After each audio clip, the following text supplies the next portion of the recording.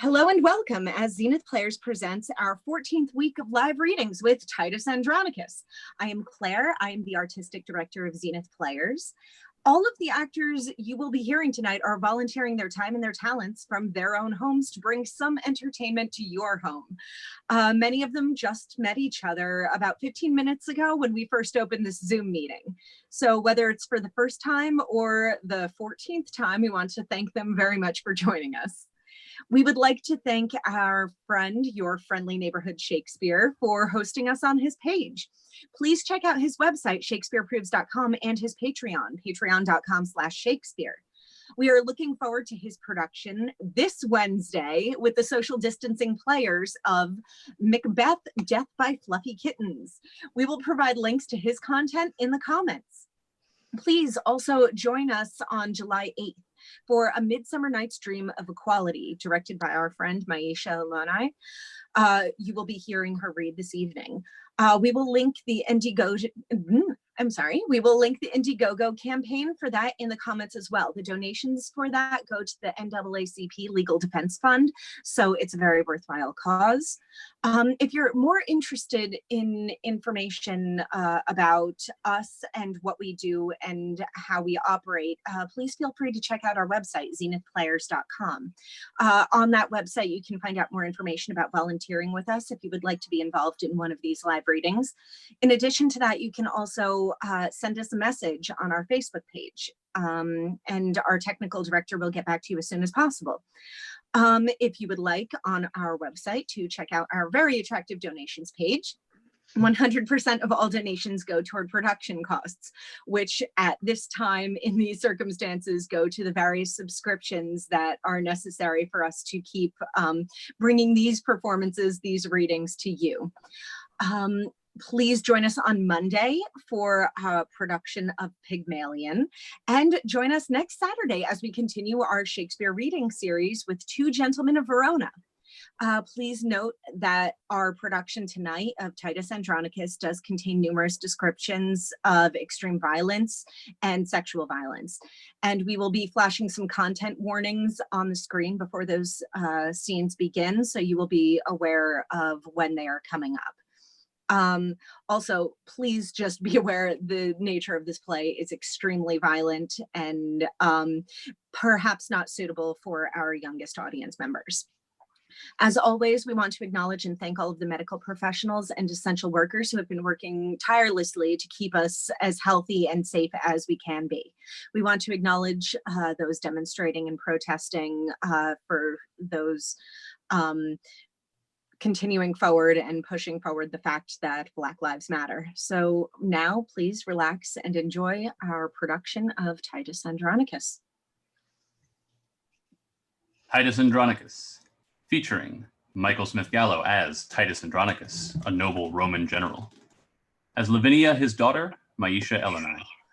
As his son Lucius, Shakira Searle. As his son Mutius, Marissa Schlickman.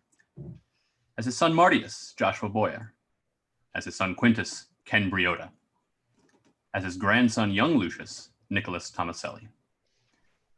As Marcus Andronicus, Titus's brother, a Roman tribune, Noah Stanzione. And as Publius, his son, Brad Sims. As Saturninus, the elder son of the former Roman emperor, later the emperor, Emily Durango.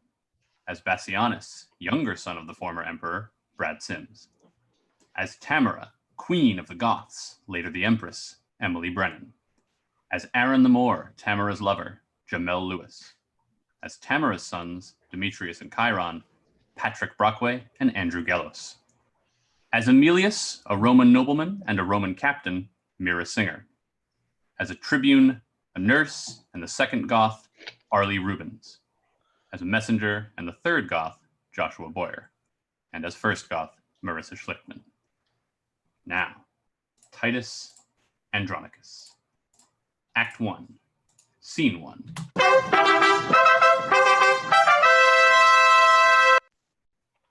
Enter the tribunes, including Marcus Andronicus, Saturninus and his followers at one door, Bassianus and his followers at another door, with other Romans. Saturninus for Emperor! Ut Bassianus Caesar! North Noble patricians, For emperor.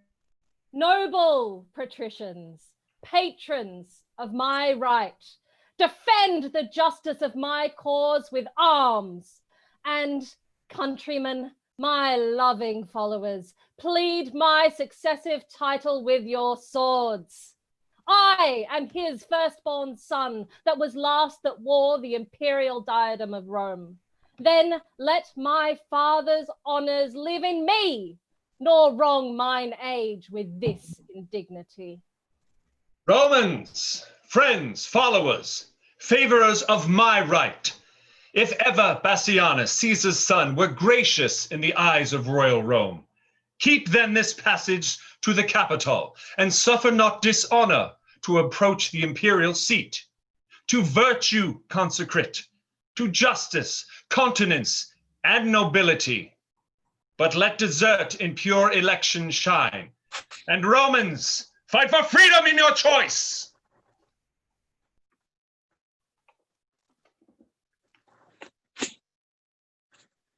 Princes that strive by factions and by friends ambitiously for rule and empery, know that the people of Rome, for whom we stand a special party, have by common voice in election for the Roman empery chosen Andronicus, surnamed Pius, for many good and great deserts to Rome. A nobler man, a braver warrior, lives not this day within the city walls. He by the Senate is a sighted home from weary wars against the barbarous Goths, that with his sons a terror to our foes have yoked a nation strong, trained up in arms. 10 years are spent since first he undertook the cause of Rome and chastised with arms our enemy's pride. 5 times he hath returned bleeding to Rome, bearing his valiant sons in coffins from the field.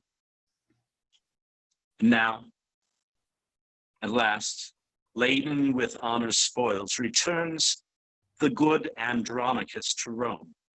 Renowned Titus flourishing in arms, let us entreat by honor of his name, whom worthily you would have now succeed, and in the Capitol and Senate's right, whom you pretend to honor and adore, that with you withdraw you and abate your strength, dismiss your followers, and as suitors should, plead your deserts in peace and humbleness. How fair the tribune speaks to calm my thoughts. Marcus Andronicus, so I do affy in thy uprightness and integrity, and so I love and honor thee and thine, thy noble brother Titus and his sons, and her to whom my thoughts are humbled all, gracious Lavinia, Rome's rich ornament, that I will here dismiss my loving friends, and to my fortunes and the people's favor commit my cause in balance to be weighed. Bassianus' soldiers exit. Friends that have been thus forward in my right, I thank you all and dismiss you all. And to the love and favor of my country, commit myself, my person, and the cause. Saturninus' soldiers exit. Rome, be as just and gracious unto me as I am confident and kind to thee. Open the gates and let me in.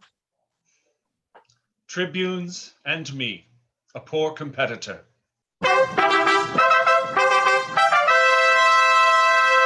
They exit. Enter a captain. Romans, make way! The good Andronicus, patron of virtue, Rome's best champion, successful in the battles that he fights, with honor and with fortune, is returned from where he circumscribed with his sword and brought to yoke the enemies of Rome. Enter Lucius and Mutius, and then men bearing a coffin covered with black. Then Martius and Quintus, then Titus Andronicus, and Tamara, queen of the Goths, with her sons Alarbus, Chiron, Demetrius, and Aaron the Moor. Hail Rome, victorious in thy morning weeds. Lo, as the bark that has discharged his fraught returns with it precious lading to the bay, from whence at first she weighed her anchorage, cometh Andronicus, bound with laurel boughs, to resalute his country with his tears. Tears of true joy for his return to Rome. Thou great defender of this capital, stand gracious to the rights that we intend. Romans, of 25 valiant sons, half of the number that King Priam had, behold the poor remains, alive and dead. These that survive, let Rome reward with love. These that I bring unto their latest home, with burial amongst their ancestors. Here Goths have given me leave to sheathe my sword. Titus, unkind and careless of thine own, why sufferest thou thy sons unburied yet to hover of the dreadful shore of Styx? Make way to let them be by their brethren. They open the tomb. There greet in silence, as the dead are wont, and sleep in peace, slain in your country's wars. O sacred receptacle of my joys, sweet cell of virtue and nobility, how many sons hast thou of mine in store, that thou wilt never render to me more? Give us the proudest prisoner of the Goths, that we may hew his limbs, and on a pile ad manes fratrum sacrifice his flesh before this earthly prison of their bones, so that the shadows be not unappeased, nor we disturbed with prodigies on earth. I give him you, the noblest that survives, the eldest son of this distressed queen. Stay, Roman brethren, gracious conqueror, victorious Titus, rue the tears I shed, a mother's tears and passion for her son. And if thy sons were ever dear to thee, oh, think my son to be as dear to me. Sufficeth not that we are brought to Rome to beautify thy triumphs and return captive to thee and to thy Roman yoke, but must my sons be slaughtered in the streets for valiant doings in their country's cause? Oh, if to fight for king and commonweal were piety in thine, it is in these. Andronicus, stain not thy womb with blood. Wilt thou draw near the nature of the gods? Draw near them then in being merciful. Sweet mercy is nobility's true badge. Thrice noble Titus, spare my firstborn son. Patient yourself, madam, and pardon me. These are their brethren whom your Goths beheld alive and dead, and for their brethren slain religiously they ask a sacrifice. To this your son is marked, and die he must, to appease the groaning shadows that are gone. Away with him, and make a fire straight, and with our swords upon a pile of wood, let's hew his limbs till they be clean consumed. Exit Titus's sons with Alarbus. Oh, cruel, irreligious piety. Was never Scythia half so barbarous. Owes not Scythia to ambitious Rome. Alarbus goes to rest, and we survive. To tremble under Titus' threatening look, then, madam, stand resolved, but hope withal the selfsame gods that armed the Queen of Troy with opportunity of sharp revenge upon the Thracian tyrant in his tent may favor Tamara, the Queen of Goths, when Goths were Goths and Tamara was queen, to quit the bloody wrongs upon her foes. Enter the sons of Andronicus again with bloody swords.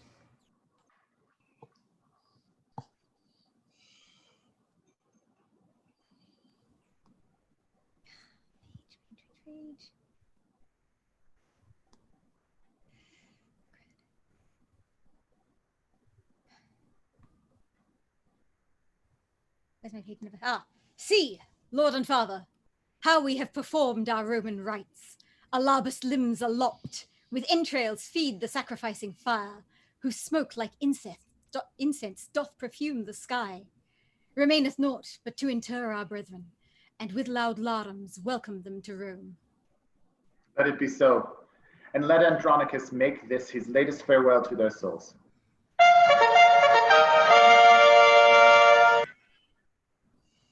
In peace and honor rest you here, my sons. Rome's readiest champions, repose you here in rest. Secure from worldly chances and mishaps, here lurks no treason. Here no envy swells. Here grow no damned drugs.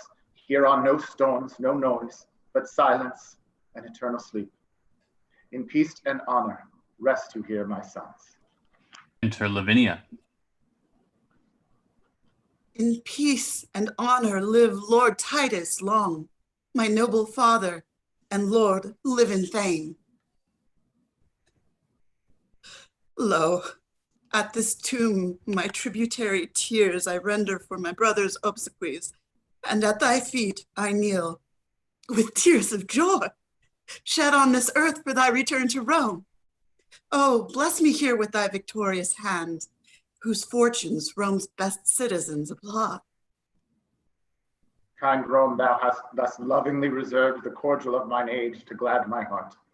Lavinia, live, outlive thy father's days, and fame's eternal date for virtue's praise. Enter Marcus Andronicus, carrying a white robe. Enter Saturninus, Bassianus, tribunes, senators, and guards.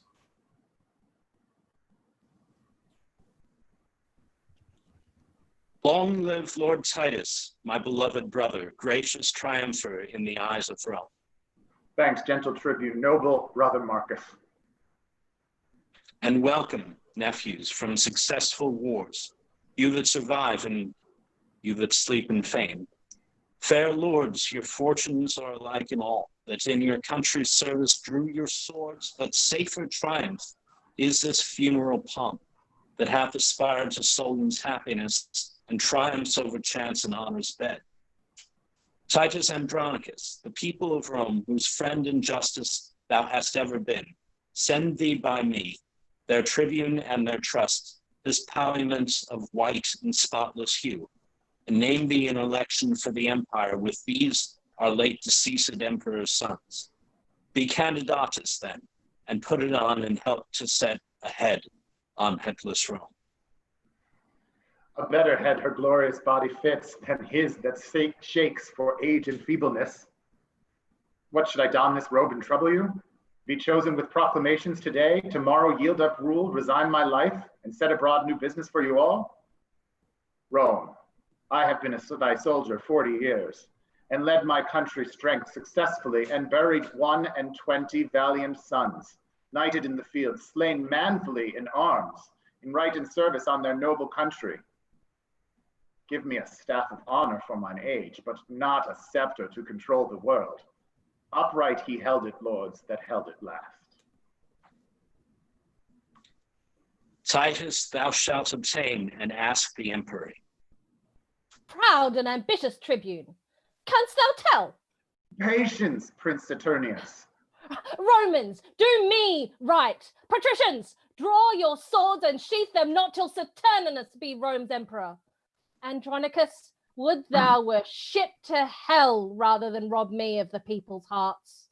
Proud Saturnine, interrupter of the good that noble-minded Titus means to thee. Content thee, Prince. I will restore to thee the people's hearts and wean them from themselves. Andronicus, I do not flatter thee, but honor thee, and will do till I die. My faction, if thou strengthen with thy friends, I will most thankful be. And thanks to men of noble minds is honorable meed. People of Rome, and people's tribunes here, I ask your voices and your suffrages, will you bestow them friendly on Andronicus? To gratify the good Andronicus and gratulate his safe return to Rome, the people will accept whom he admits. Tribunes, I thank you, and this suit I make, that you create our emperor's eldest son, Lord Saturnine, whose virtues will, I hope, reflect on Rome as Titans raise on earth and ripen justice in this commonweal. Then, if you will elect by my advice, crown him and say, long live our emperor. With voices and applause of every sort, patricians and plebeians, we create Lord Saturninus, Rome's great emperor, and say, long live our emperor Saturninus.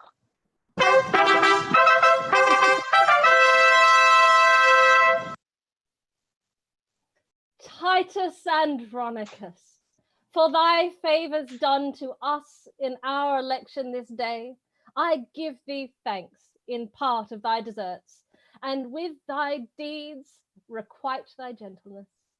And for an onset, Titus, to advance thy name and honorable family, Lavinia, will I make my empress, Rome's royal mistress, mistress of my heart, and in the sacred pantheon her espouse. Tell me, Andronicus, doth this motion please thee? It doth, my worldly lord. And in this match I hold me highly honored of your grace. And here in sight of Rome, to Saturnine, king and commander of our commonweal, the wide world's emperor, do I consecrate my sword, my chariot, and my prisoners. Presents well worthy Rome's imperious lord, receive them then, the tribute that I owe. Mine honors ensigns humbled at thy feet. Thanks, noble Titus, father of my life. How proud I am of thee and of thy gifts Rome shall record. And when I do forget the least of these unspeakable deserts, Romans, forget your fealty to me. Now, madam, are you prisoner to an emperor, to him that for your honor and your state will use you nobly and your followers? A goodly lady, trust me, of the hue I would choose were I to choose anew. Clear up, fair queen, that cloudy countenance, though chance of war hath wrought this change of cheer. Thou comest not to be made a scorn in Rome. Princely shall be thy usage in every way. Rest on my word, and let not discontent daunt all your hopes. Madam, he comforts you can make you greater than Queen of Goths. Lavinia, you are not displeased with this? Not I, my lord. Sith true nobility warrants these words in princely courtesy. Thanks, sweet Lavinia. Romans, let us go. Ransomless here, we set our prisoners free. Proclaim our honors, lords, with trump and drum.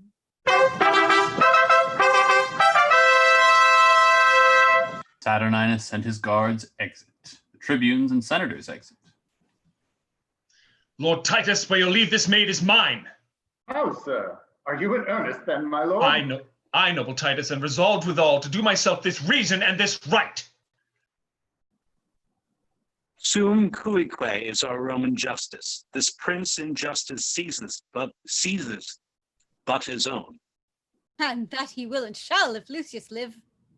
Traitors, avaunt! Where is the emperor's guard? Enter Saturninus and his guards. Treasons, my lords, Lavinia is surprised. Surprised? By whom? By him that justly may bear his betrothed from all the world away.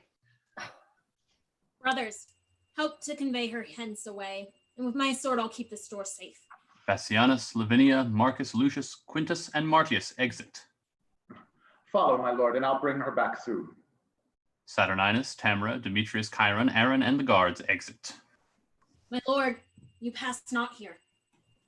What, villain, barrest thou my way in Rome? He stabs Mutius. Help! Just help!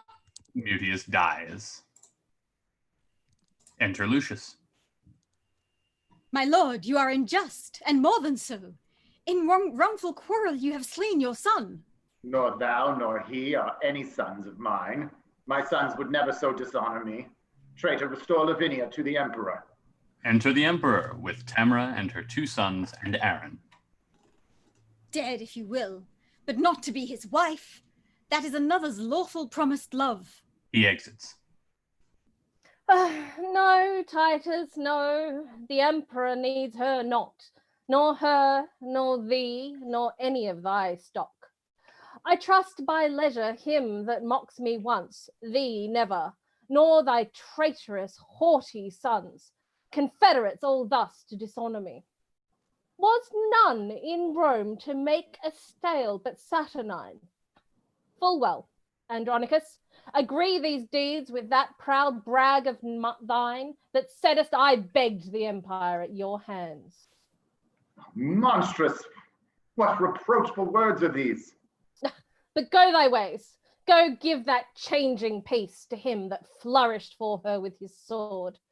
A valiant son-in-law thou shalt enjoy, one fit to bandy with thy lawless sons, to ruffle in the commonwealth of Rome. These words are razors to my wounded heart. And therefore, lovely Tamara, queen of Goths, that like the stately Phoebe mongst her nymphs doth overshine the gallantest dames of Rome, if thou be pleaseth with this my sudden choice, behold, I choose thee, Tamara, for my bride, and will create thee Empress of Rome. Speak, Queen of Goths, dost thou applaud my choice? And here I swear by all the Roman gods, sith priest and holy water are so near, and tapers burn so bright, and everything in readiness for Hymnaeus' stand, I will not resalute the streets of Rome or climb my palace till from forth this place I lead espouse my bride along with me. And here in sight of heaven to Rome, I swear, if Saturnine advance the Queen of Goths, she will a handmaid be to his desires, a loving nurse, a mother to his youth. Ascend, fair queen, to Pantheon. Lords, accompany your noble emperor and his lovely bride, sent by the heavens for Prince Saturnine, whose wisdom hath her fortune conquered. There shall we consummate our spousal rites. All but Titus exit. I am not bid to wait upon this bride. Titus, when wert thou wont to walk alone, dishonored thus, and challenge it of wrongs? Enter Marcus with Lucius, Martius, and Quintus.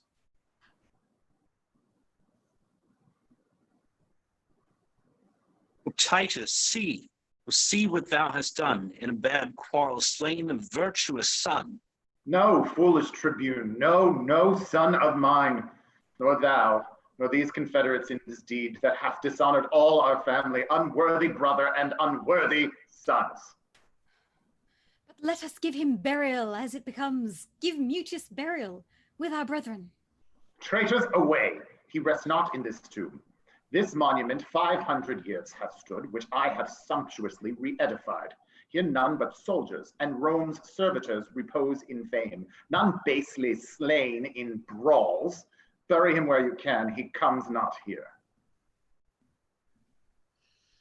My lord, this is impiety in you. My nephew Mutius' deeds do plead for him. He must be buried with his brethren.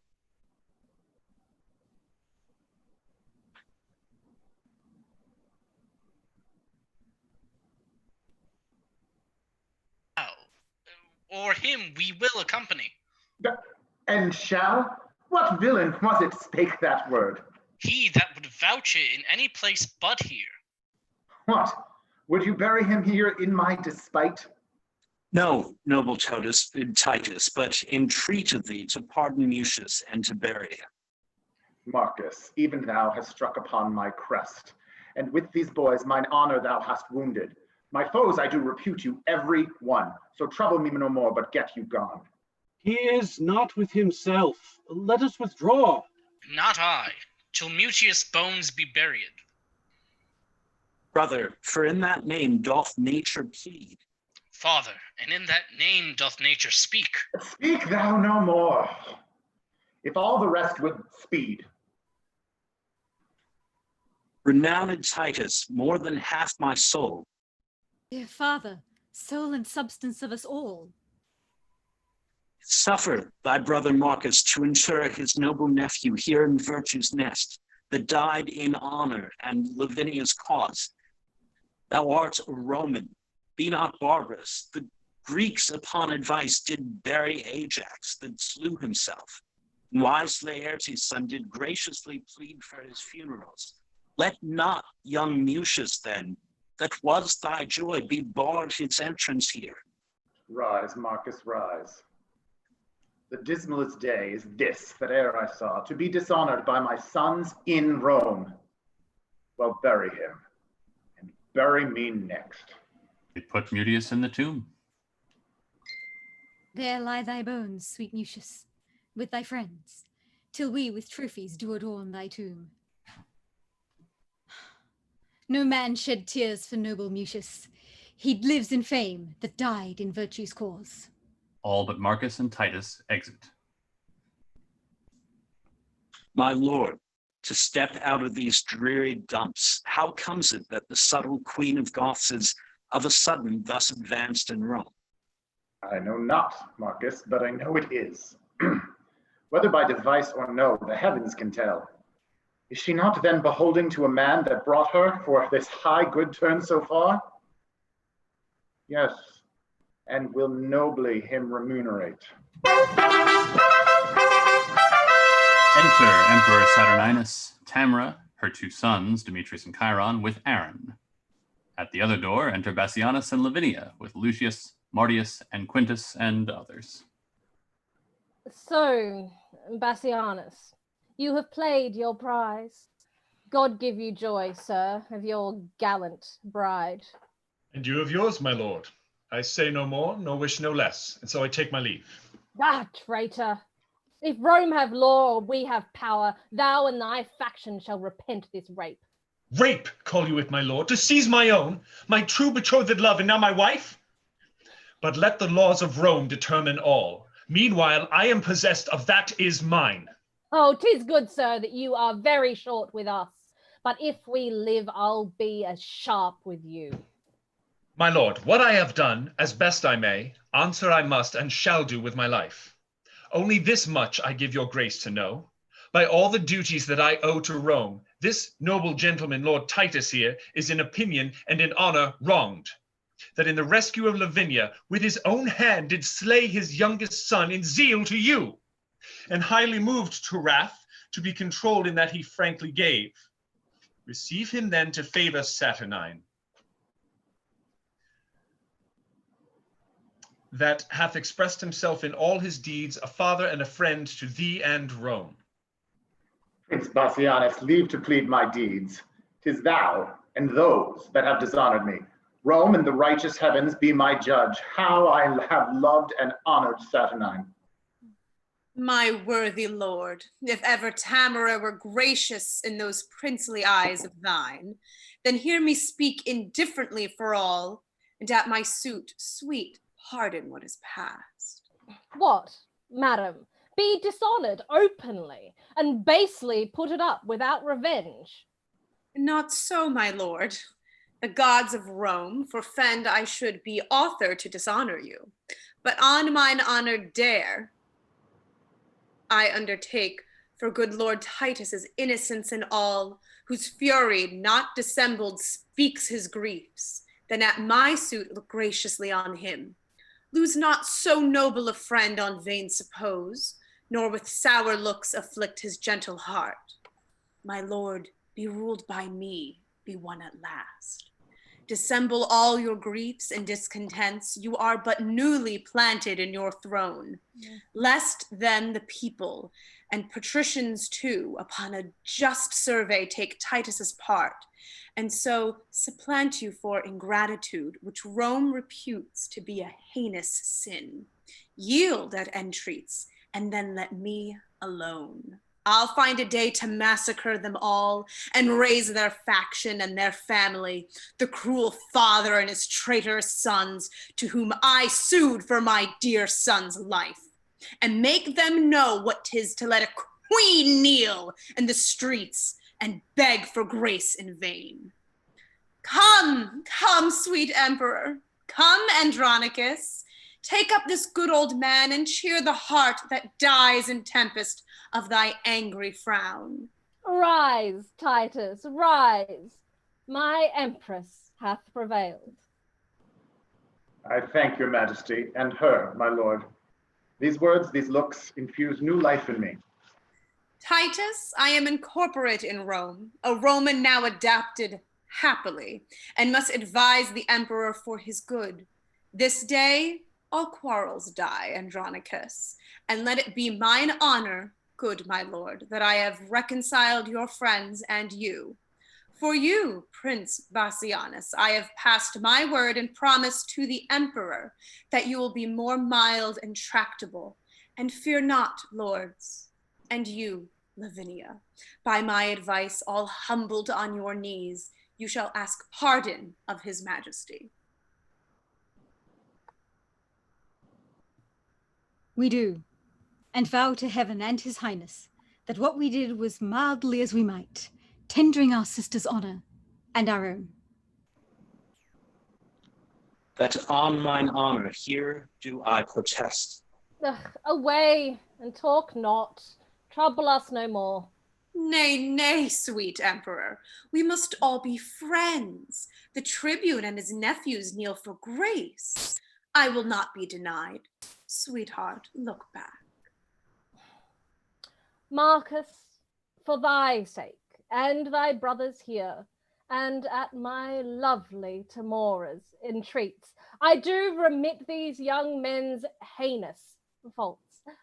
Stand up. Lavinia, though you left me like a churl, I found a friend. And sure as death I swore I would not part a bachelor from the priest. Come, if these emperors' courts can feast 2 brides, you are my guest, Lavinia, and your friends. This day shall be a love day, Tamara. Tomorrow, and it please your majesty, to hunt the panther and the hart with me. With horn and hound, we'll give your grace bonjour. Be it so, Titus, and gramercy too. All but Aaron exit. End of Act 1. Act 2, Scene 1. Now climbeth Tamara Olympus's top, safe out of fortune's shot, and sits aloft, secure of thunder's crack or lightning's flash. Advanced above pale envy's threatening reach, as when the golden sun salutes the morn, and having gilt the ocean with his beams, gallops the zodiac in his glistering coach, and overlooks the highest peering hills. So Tamara, upon her wit doth earthly honor wait, and virtue stoops and trembles at her frown. Then, Aaron, arm thy heart and fit thy thoughts to mount aloft with thy imperial mistress, and mount her pitch whom thou in triumph long hast prisoner held, fettered in amorous chains and faster bound to Aaron's charming eyes than is Prometheus tied to Caucasus. Away with slavish weeds and servile thoughts. I will be bright and shine in pearl and gold to wait upon this new made empress. To wait, said I, to wanton with this queen, this goddess, this Semiramis, this nymph, this siren that will charm Rome's Saturnine and see his shipwreck and his common wheels. Hala, what storm is this? Enter Chiron and Demetrius. Chiron, thy years wants wit, thy wit wants edge, and manners to intrude where I am graced, and may, for aught thou knowest, affected be. Demetrius, thou dost overween in all, and so in this, to bear me down with braves. 'Tis not the difference of a year or 2 makes me less gracious or thee more fortunate. I am as able and as fit as thou to serve and to deserve my mistress's grace, and that my sword upon thee shall approve, and plead my passions for Lavinia's love. Clubs, these lovers will not keep the peace. Why, boy, although our mother unadvised gave you a dancing rapier by your side, are you so desperate grown to threat your friends? Go to, have your laugh glued within your sheath till you know better how to handle it. Meanwhile, sir, with the little skill I have, full well shalt thou perceive how much I dare. Aye, boy, grow you so brave? Why, how now, lords? So near the emperor's palace dare you draw and maintain such a quarrel openly? Full well I wot the ground of all this grudge. I would not for 1,000,000 gold the cause were known to them it most concerns. Nor would you, noble mother, for much more be so dishonored in the court of Rome. For shame, put up! Not I, till I have sheathed my rapier in his bosom, and withal thrust those reproachful speeches down his throat that he hath breathed in my dishonor here. For that I am prepared and full resolved, foul-spoken coward, that thunderest with thy tongue, and with thy weapon nothing darest perform. Away, I say! Now by the gods that warlike Goths adore, this petty rabble will undo us all. Why, lords, think you not how dangerous it is to jet upon a prince's right? What, is Lavinia then become so loose, or Bassianus so degenerate, that for her love such quarrels may be broached without controlment, justice, or revenge? Young lords, beware. And should the Empress know this discord's ground, the music would not please. I care not. I knew she and all the world. I love Lavinia more than all the world. Youngling, learn thou to make some meaner choice. Lavinia is thine elder brother's hope. Why, are you mad?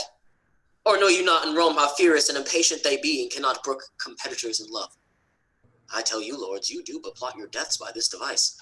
Aaron, 1,000 deaths would I propose to achieve her whom I love. To achieve her how?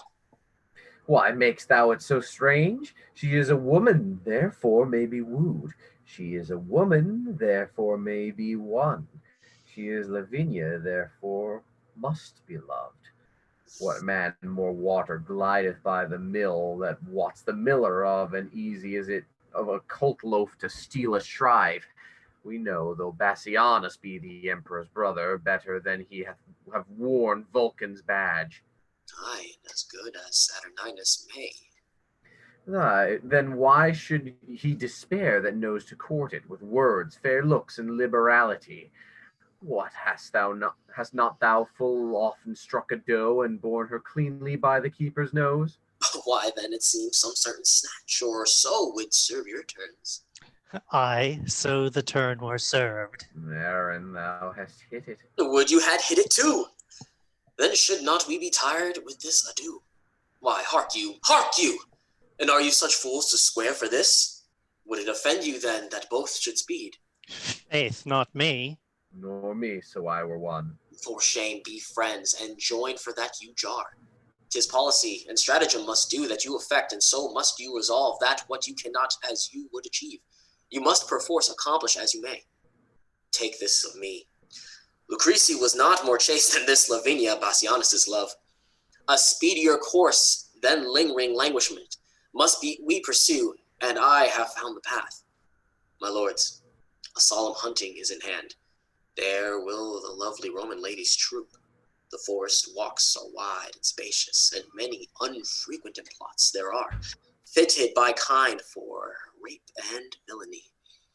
Single you thither then this dainty doe, and strike her home by force, if not by words, this way, or not at all, stand you in hope. Come, our empress, with her sacred wit to villainy and vengeance consecrate. Will we acquaint withal what we intend, and she shall file our engines with advice that will not suffer you to swear yourselves. But to your wishes, height, advance you both. The emperor's court is like the house of fame, the palace full of tongues, of eyes and ears. The woods are ruthless, dreadful, deaf, and dull. There speak and strike, brave boys, and take your turns. There serves your lust, shadowed from heaven's eyes, and revel in Lavinia's treasury.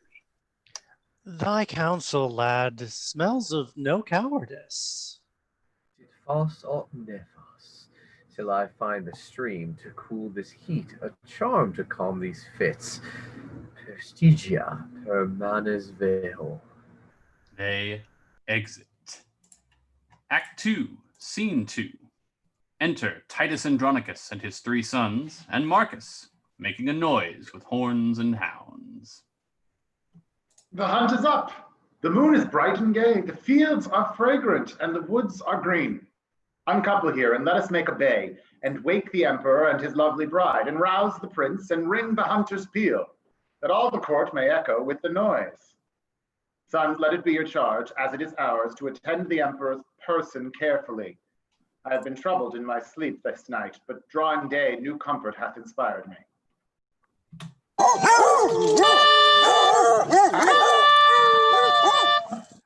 Many good morrows, your majesty.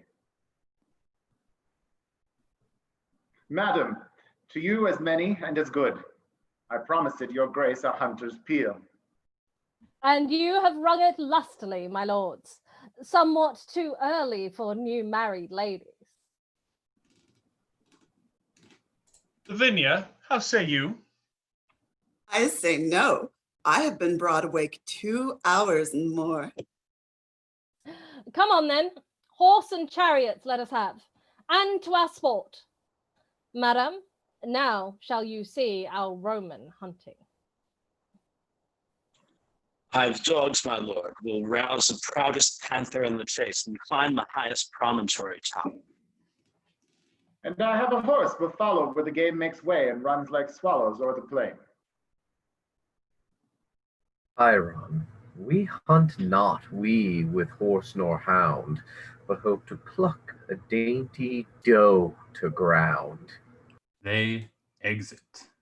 Act 2, Scene 3. Enter Aaron, alone, carrying a bag of gold. He that had wit would think that I had none, to bury so much gold under a tree and never after to inherit it. Let him that thinks of me so abjectly know that this gold must coin a stratagem, which, cunningly effected, will beget a very excellent piece of villainy. And so repose, sweet gold, for their unrest that have their alms out of the empress's chest. Enter Tamara, alone, to Aaron. My lovely Aaron, wherefore look'st thou sad when everything doth make a gleeful boast?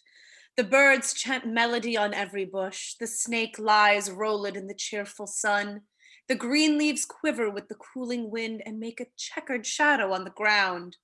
Under their sweet shade, Aaron, let us sit, and whilst the babbling echo mocks the hounds, replying shrilly to the well-tuned horns, as if a double hunt were heard at once, let us sit down and mark their yellowing noise.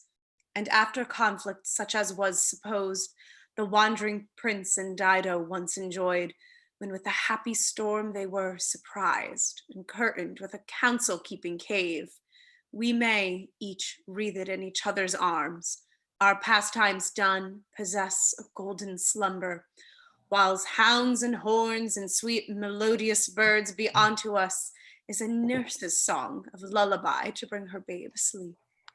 Madam, though Venus govern your desires, Saturn is dominator over mine.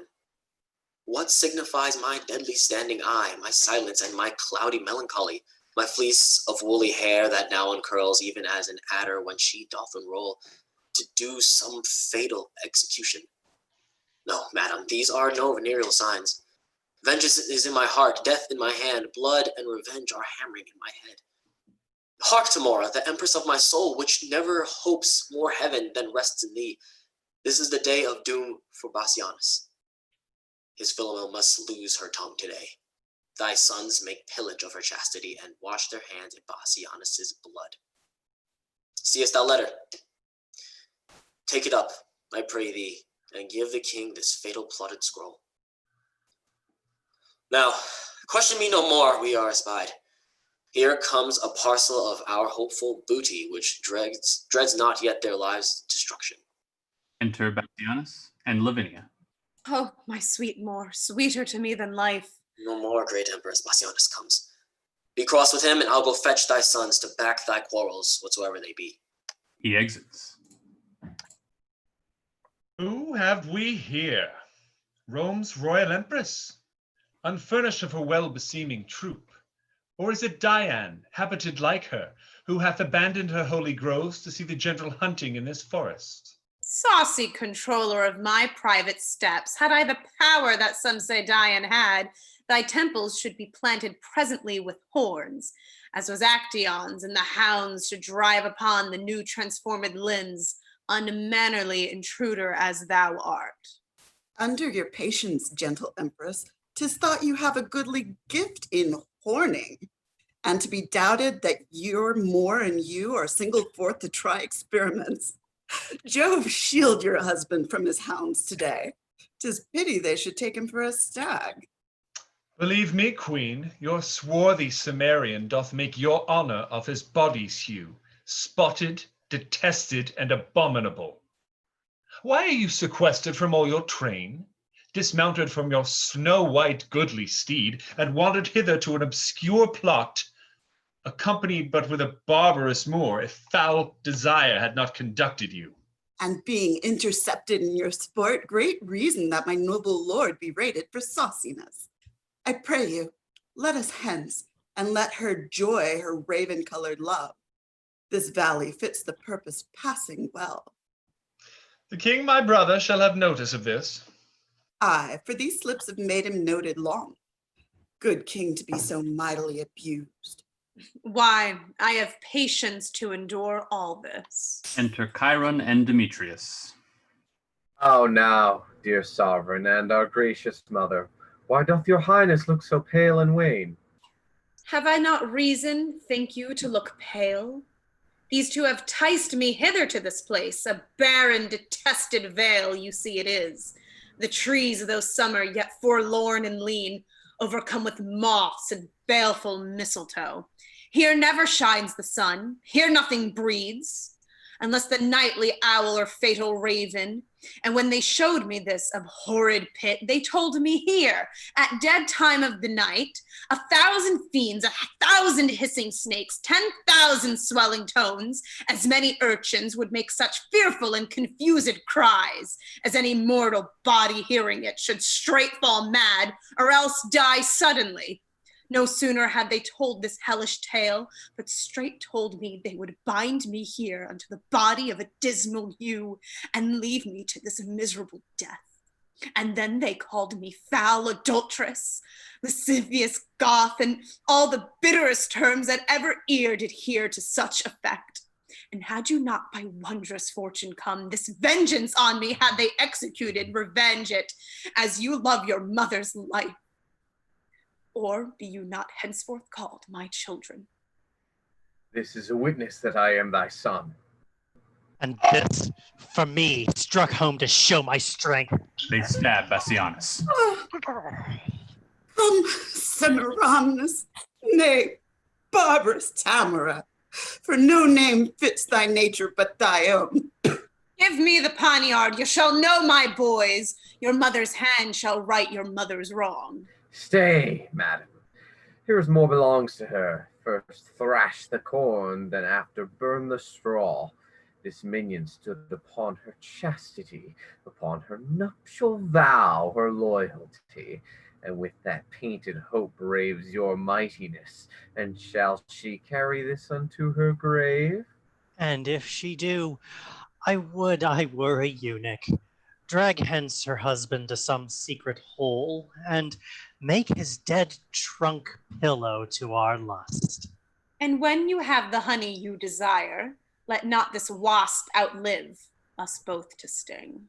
I warrant you, madam, we will make that sure.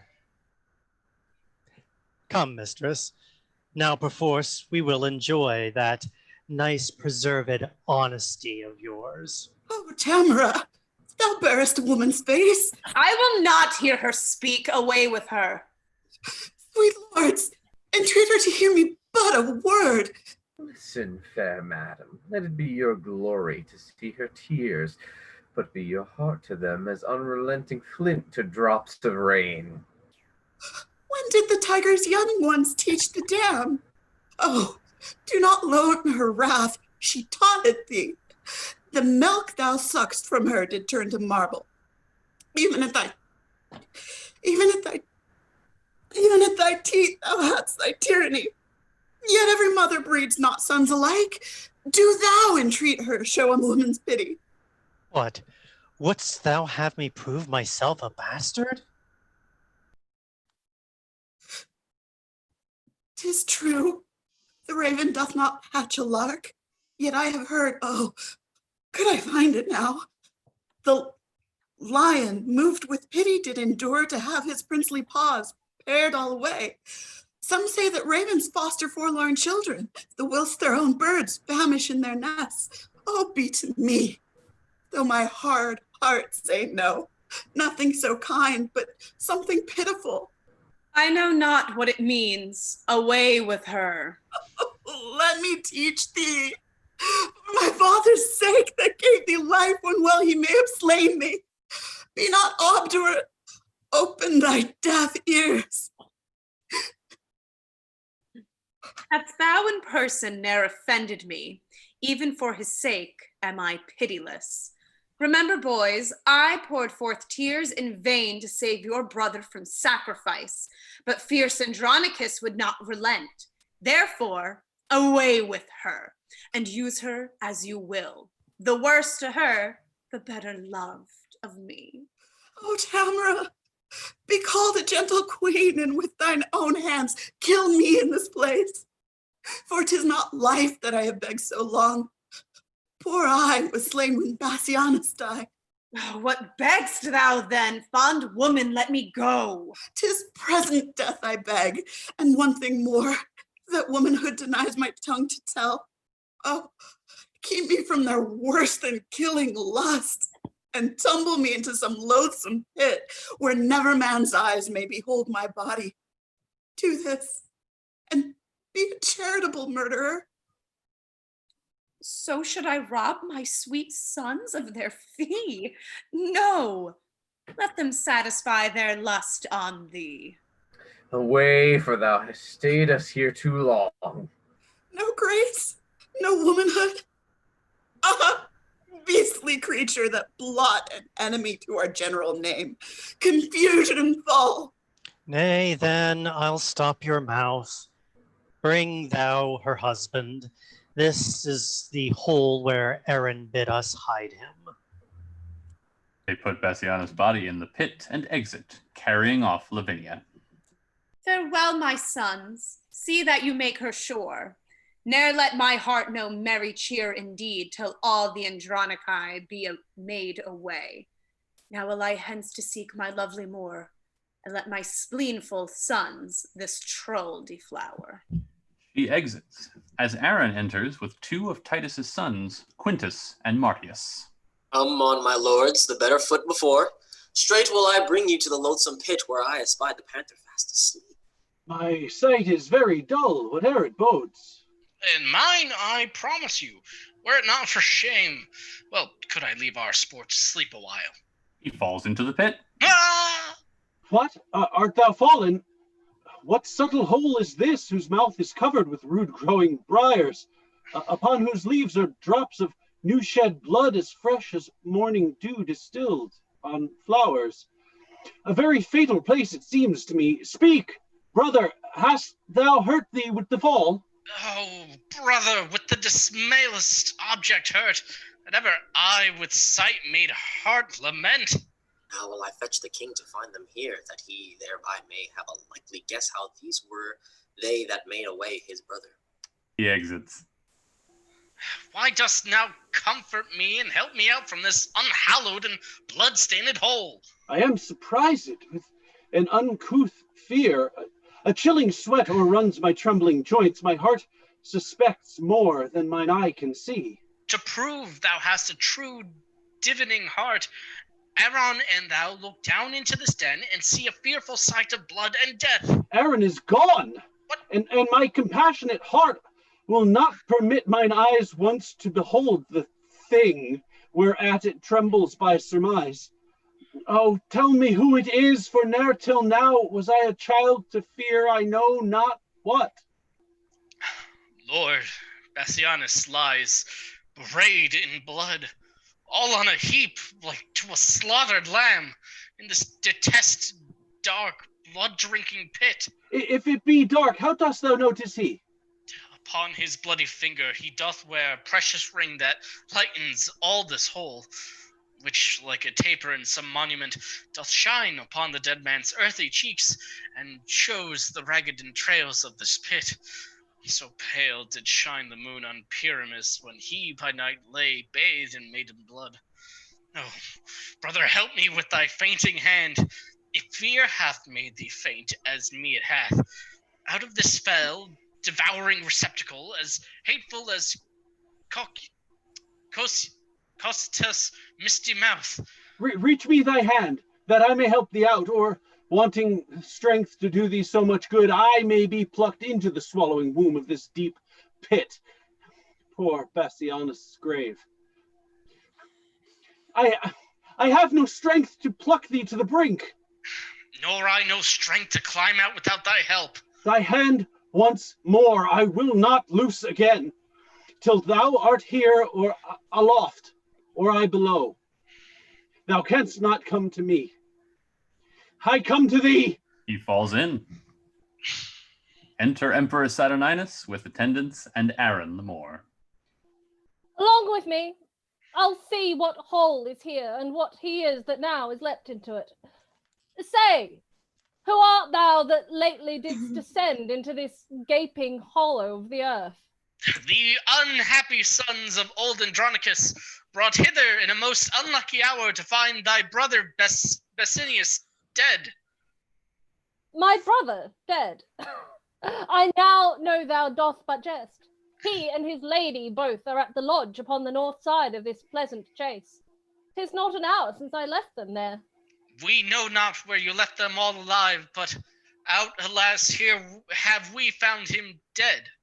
Enter Tamara, Titus Andronicus, and Lucius. Where is my lord the king?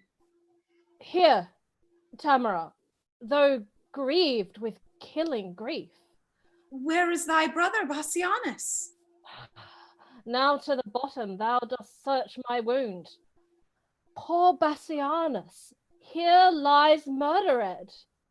Then all too late, I bring this fatal writ, the complot of this timeless tragedy, and wonder greatly that man's face can fold in pleasing smiles such murderous tyranny. And if we miss to meet him handsomely, sweet huntsman, Bassianus 'tis we mean, do thou so much as dig thy grave for him, thou knowest our meaning. Look for thy reward among the nettles of the elder tree, which overshades the mouth of that same pit where we decreed to bury Bassianus. Do this, and purchase us thy lasting friends. Oh, Tamara, was ever heard the like? This is the pit, and this the elder tree. Look, sirs, if you can find the huntsman out that should have murdered Bassianus here. My gracious lord, here's the bag of gold.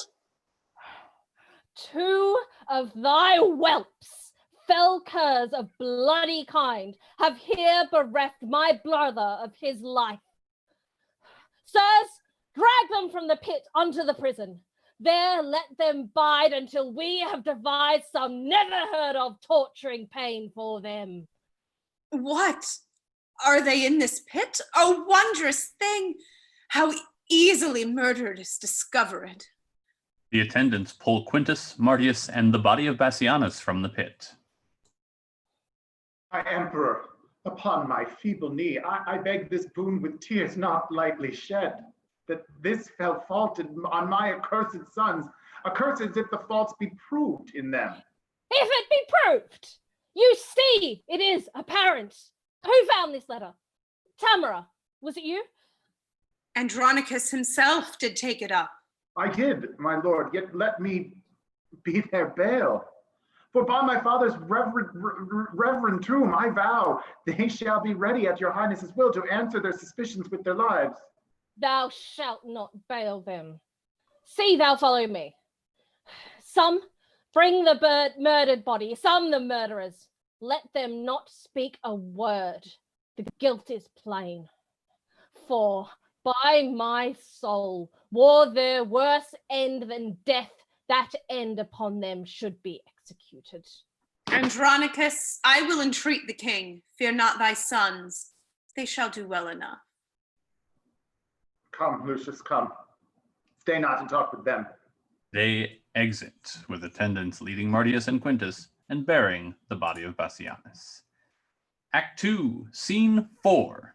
Enter Demetrius and Chiron, with Lavinia, her hands cut off and her tongue cut out. So now go on, and if thy tongue can speak, who 'twas that cut thy tongue and ravished thee? Write down thy mind, bewray thy meaning so, and if thy stumps will let thee play the scribe. See how with signs and tokens she can scrawl. Go home, call for sweet water, wash thy hands. She hath no tongue to call, nor hands to wash, and so let leave her to her silent walks. And 'twere my cause I should go hang myself. If thou hadst hands to help thee knit the cord. Chiron and Demetrius exit as Marcus enters from hunting.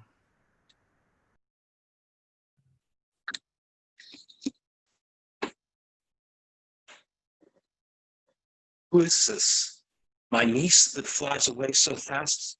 Cousin, a word, where is your husband? If I do dream, would all my wealth would wake me? If I do wake, some planet strike me down that I may slumber in eternal sleep. Speak, gentle niece, what stern, ungentle hands have lopped and hewed and made thy body bare of her two branches, those sweet ornaments whose circling shadows kings have sought to sleep in, and might not gain so great a happiness as hath thy love? Why dost thou not speak to me? Alas, a crimson river of warm blood, like to a bubbling fountain stirred with winds, doth rise and fall between thy russet lips, coming and going with thy honey breath. But sure some Tereus hath deflowered thee, and lest thou shouldst detect him, cut thy tongue. Now thou turnest away thy face for shame, and notwithstanding all this loss of blood, as from a conduit with three issuing spouts, yet do thy cheeks look red as Titan's face, blushing to be encountered with a cloud. Shall I speak for thee? Shall I say 'tis so? Oh, that I knew thy heart and knew the beast, that I might rail at him to ease my mind. Sorrow concealed like an oven stopped doth burn the heart to cinders where it is. Fair Philomela, why, she but lost her tongue, and in a tedious sampler sowed her mind. But lovely niece, that mean is cut from thee. A craftier Tereus, cousin, hast thou met, and he hath cut those pretty fingers off that could have better sewed than Philomel. Oh, had the monster seen those lily hands tremble upon aspen leaves upon a lute, and made the silken strings delight to kiss them, he would not then have touched them for his life. Or had he heard the heavenly harmony which that sweet tongue hath made, he would have dropped his knife and fell asleep as Cerberus at the Thracian poet's feet. Come, let us go and make thy father blind, for such a sight will blind a father's eye. 1 hour's storm will drown the fragrant meads. What will hold months of tears thy father's eyes? Do not draw back, for we will mourn with thee.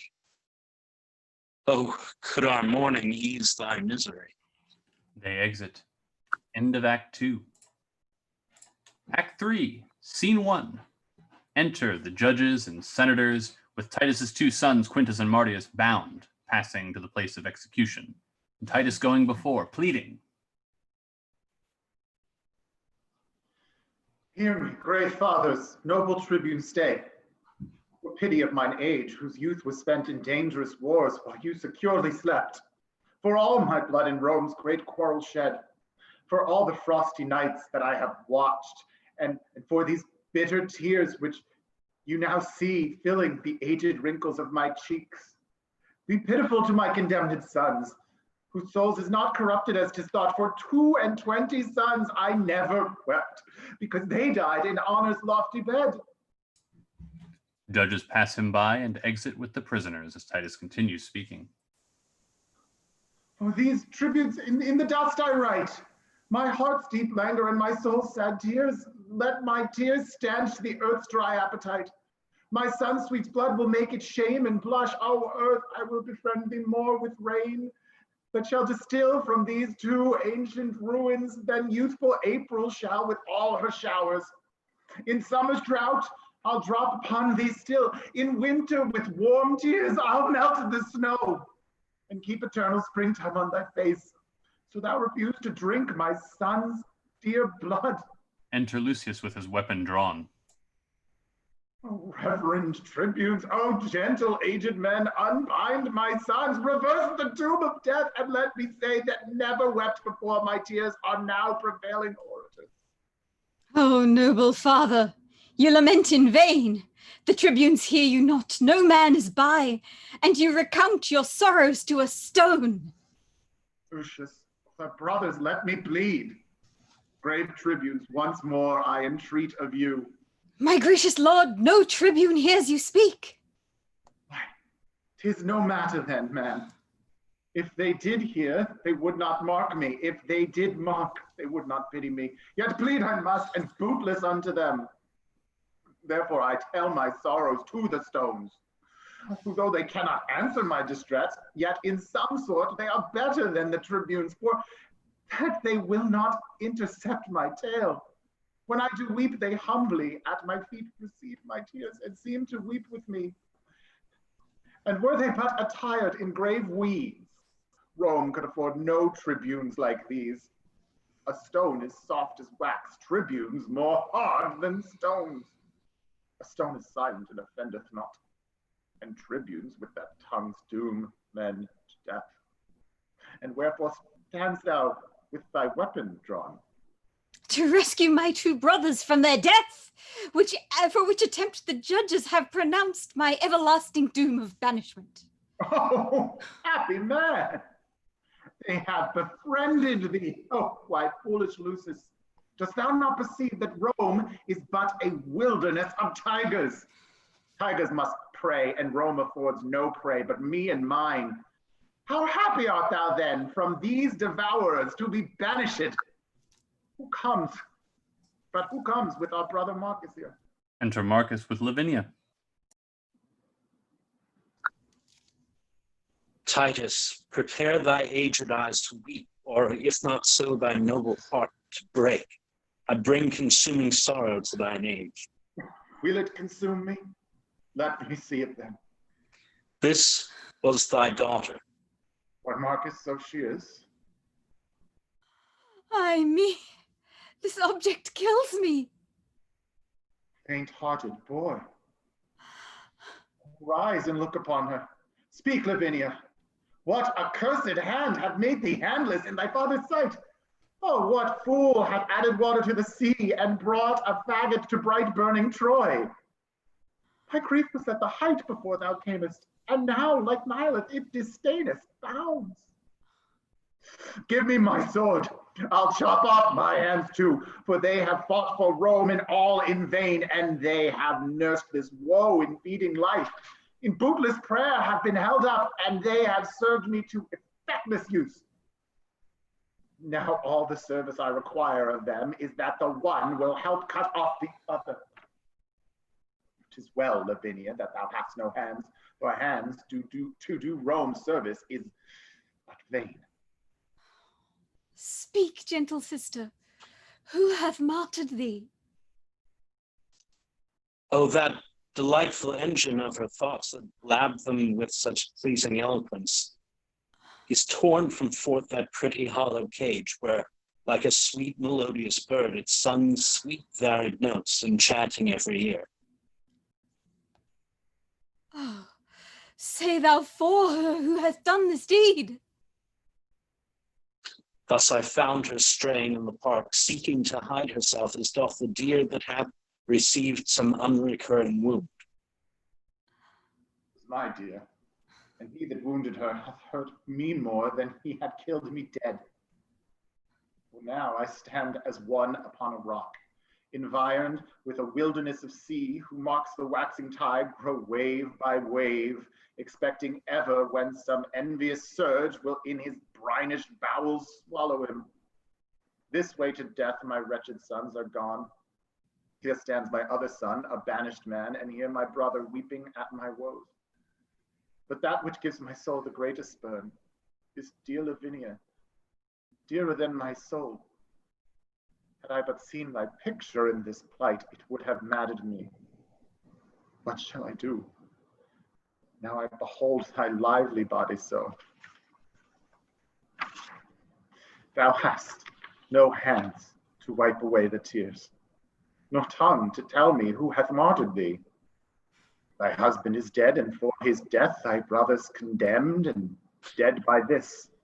Look, Marcus, my son Lucius, look on her. When I did name her brothers, then fresh tears stood on her cheeks, as doth the honeydew upon the gathered lily almost withered.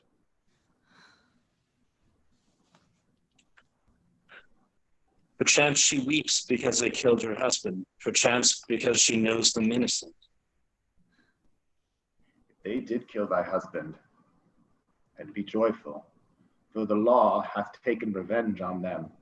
No, no, they would not do so foul a deed. Witness the sorrow that their sister makes. Gentle Lavinia, let me kiss thy lips, or make some sign as to how I may be ease. Shall thy good uncle and thy brother Lucius and thou and I sit around about some fountain, looking all downwards to behold our cheeks, how they are stained like meadows yet not dry, with miry slime left on them by a flood?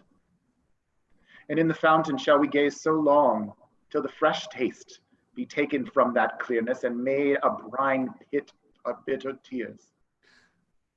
Or shall we cut away our hands like thine? Or shall we bite our tongues in dumb shows, past the remember of our hateful days? What shall we do? Let us have our tongues, plot some device of further misery to make us wondered as is time to come. Sweet father, cease your tears, for at your grief see how my wretched sister sobs and weeps. Patience, dear niece. Good Titus, dry thine eyes. Marcus, brother, well, what, thy napkin cannot drink a tear of mine, for thou, poor man, had drowned it with thine own. Oh, my Lavinia, I will wipe thy tears. Marcus, I understand her signs. Had she tongue to speak, now she would say that to her brother, which I said to thee, his napkins with his true tears are all bewet, can do no service on her sorrowful cheeks. Oh, what a symphony of woe is this, and far from the help as limbo is from bliss. Enter Aaron. Titus Andronicus, my lord the emperor, sends thee this word, that if thou love thy sons, let Marcus, Lucius, or thyself, old Titus, or any one of you, chop off your hand and send it to the king. He for the same will send thee hither both thy sons alive, and that shall be the ransom for their fault. Oh, gracious emperor, oh, gentle Aaron, did ever a raven sing so like a lark? It gives sweet tidings with the sun's uprise. With all my heart I'll send the emperor my hand. Good Aaron, wilt thou help to chop it off? Stay, father, for that noble hand of thine that hath thrown down so many enemies shall not be sent. My hand shall serve the turn. My youth can better spare my blood than you, and therefore mine shall save my brother's lives. Which of your hands hath not defended Rome and reared aloft the bloody battle axe, writing destruction on the enemy's castle? Oh, none of both but are of high desert. My hand hath been idle, let it serve to ransom my two nephews from their death. Then have I kept it to a worthy end. Nay, come, agree whose hand shall go long, for fear they die before their pardon come. My hand shall go. By heaven, it shall not go. Sirs, strive no more. Such withered herbs as these are meat for plucking up, and therefore mine. Sweet father, if I shall be thought thy son, let me redeem my brothers both from death. And for our father's sake and mother's care, now let me show a brother's love to thee. Agree between you. I will spare my hand. Then I'll go fetch an axe. But I will use the axe. Lucius and Marcus exit. Come hither, Aaron. I'll deceive them both. Lend me thy hand, and I will give thee mine. If that be called deceit, I'll be honest, and never whilst I live deceive men so. But I'll deceive you in another sort, and that you'll say ere half an hour pass. He cuts off Titus's hand.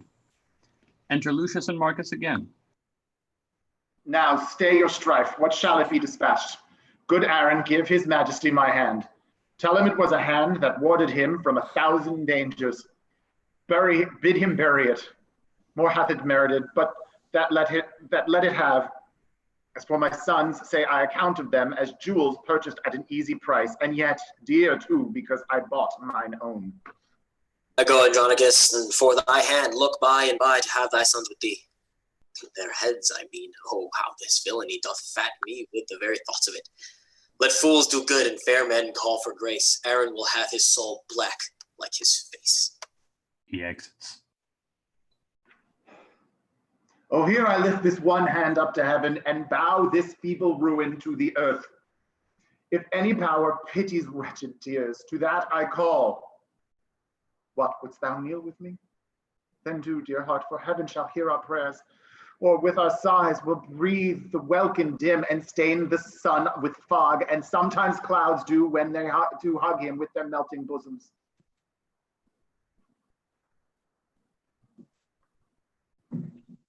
Brother, speak with possibility and do not break into these deep extremes.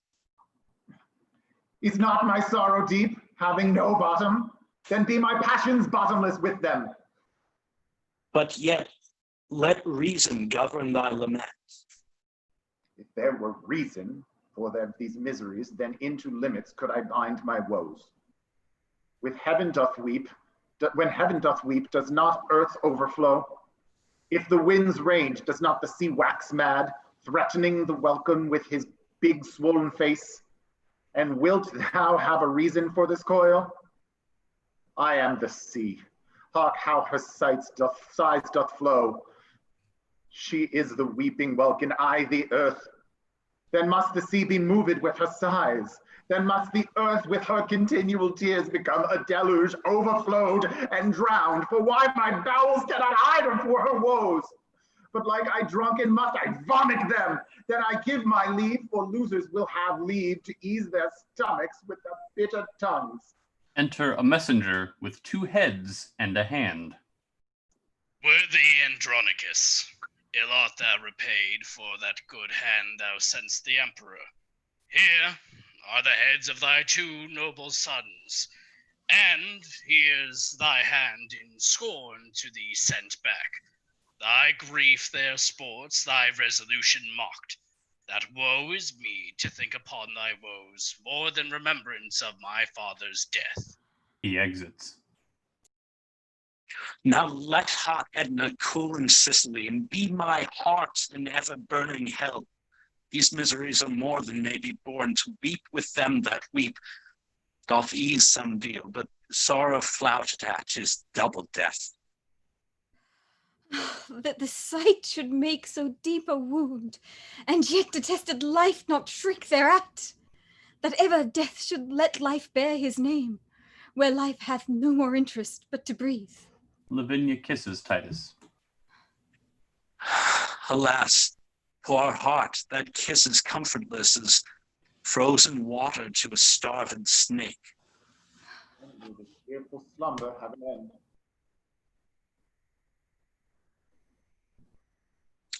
Now farewell, flattery.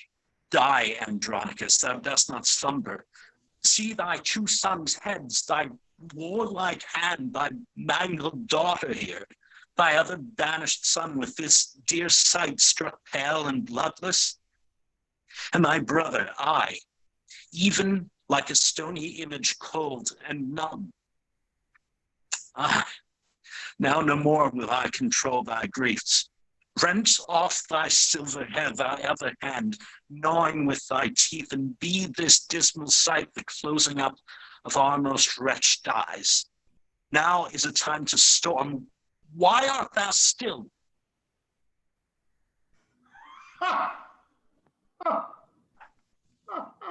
Why dost thou laugh? It fits not with this hour.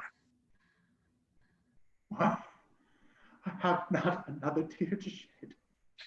Besides, this sorrow is an enemy, and would usurp upon my watery eyes and make them blind with tributary tears. In which way shall I find revenge escape? For these 2 heads do seem to speak to me and threat me I shall never come to bliss, till all the mischiefs be returned again, even in their throats that have committed them. God, let me see what task I have to do. Yet heavy people circle me about, and I may turn me to each one of you and swear unto my soul to right your wrongs. The vow is made. Come, brother, take a head, and in this hand the other I will bear, and Lavinia, thou shalt be employed in these arms. Bear thou my hand, sweet wench, between thy teeth. As for thee, boy, go and get thee from my sight. Thou art an exile, and thou must not stay. Hie to the gods, oh, and raise an army there. And if you love me as I think you do, let's kiss and part. Much to do. All but Lucius exit. Farewell, Andronicus, my noble father, the woefulest man that ever lived in Rome. Farewell, proud Rome, till Lucius come again. He loves his pledges dearer than his life. Farewell, Lavinia, my noble sister. Oh, would thou wert as though thou tofore hast been. But now nor Lucius nor Lavinia lives, but in oblivion and hateful griefs. If Lucius live, he will requite your wrongs, and make proud Saturnine and his empress beg at the gates like Tarquin and his queen. Now will I to the Goths and raise a power to be revenged on Rome and Saturnine. Lucius exit. Act 3, Scene 2, a banquet. Enter Titus Andronicus, Marcus, Lavinia, and the boy young Lucius with servants. So, now sit, and look, you eat no more than will preserve just so much strength in us as will revenge these bitter woes of ours. Marcus, unknit that sorrow wreathed not. Thy niece and I, poor creatures, want our hands, and cannot passionate our tenfold grief with folded arms. This poor right hand of mine is left to tyrannize upon my breast, who when my heart, all mad with misery, beats in this hollow prison of my flesh, thus then I thump it down. A map of woe that thus doth talk in signs. When thy poor heart beats with outrageous beating, thou canst strike it thus and make it still. Wound it with sighing, girl. Kill it with groans. Or get some little knife between thy teeth, and just against thy heart make out a hole, that all thy tears that thy poor eyes let fall may run into that sink, and soaking it, drown the lamenting fool in sea salt tears.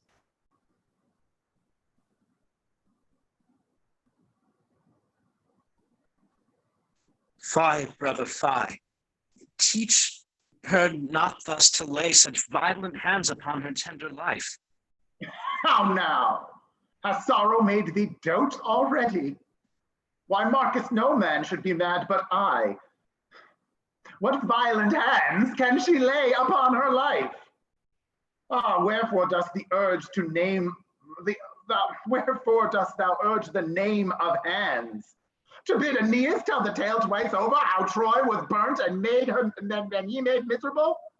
Oh, handle not the theme to talk of hands. Let we remember still that we have none. Fie, how frantically I swear my talking. As if we should forget we had no hands. If Marcus did not name the word of hands. Come, let's fall to, and gentle girl, eat this. Here's no drink. Hark, Marcus, what she says. I can interpret all her martyred sighs. She says she drinks no other drink but tears, brewed with her sorrow, mashed upon her cheeks. Speechless complainer, I will learn thy thought. In thy dumb action will I be as perfect as begging hermits in their holy prayers.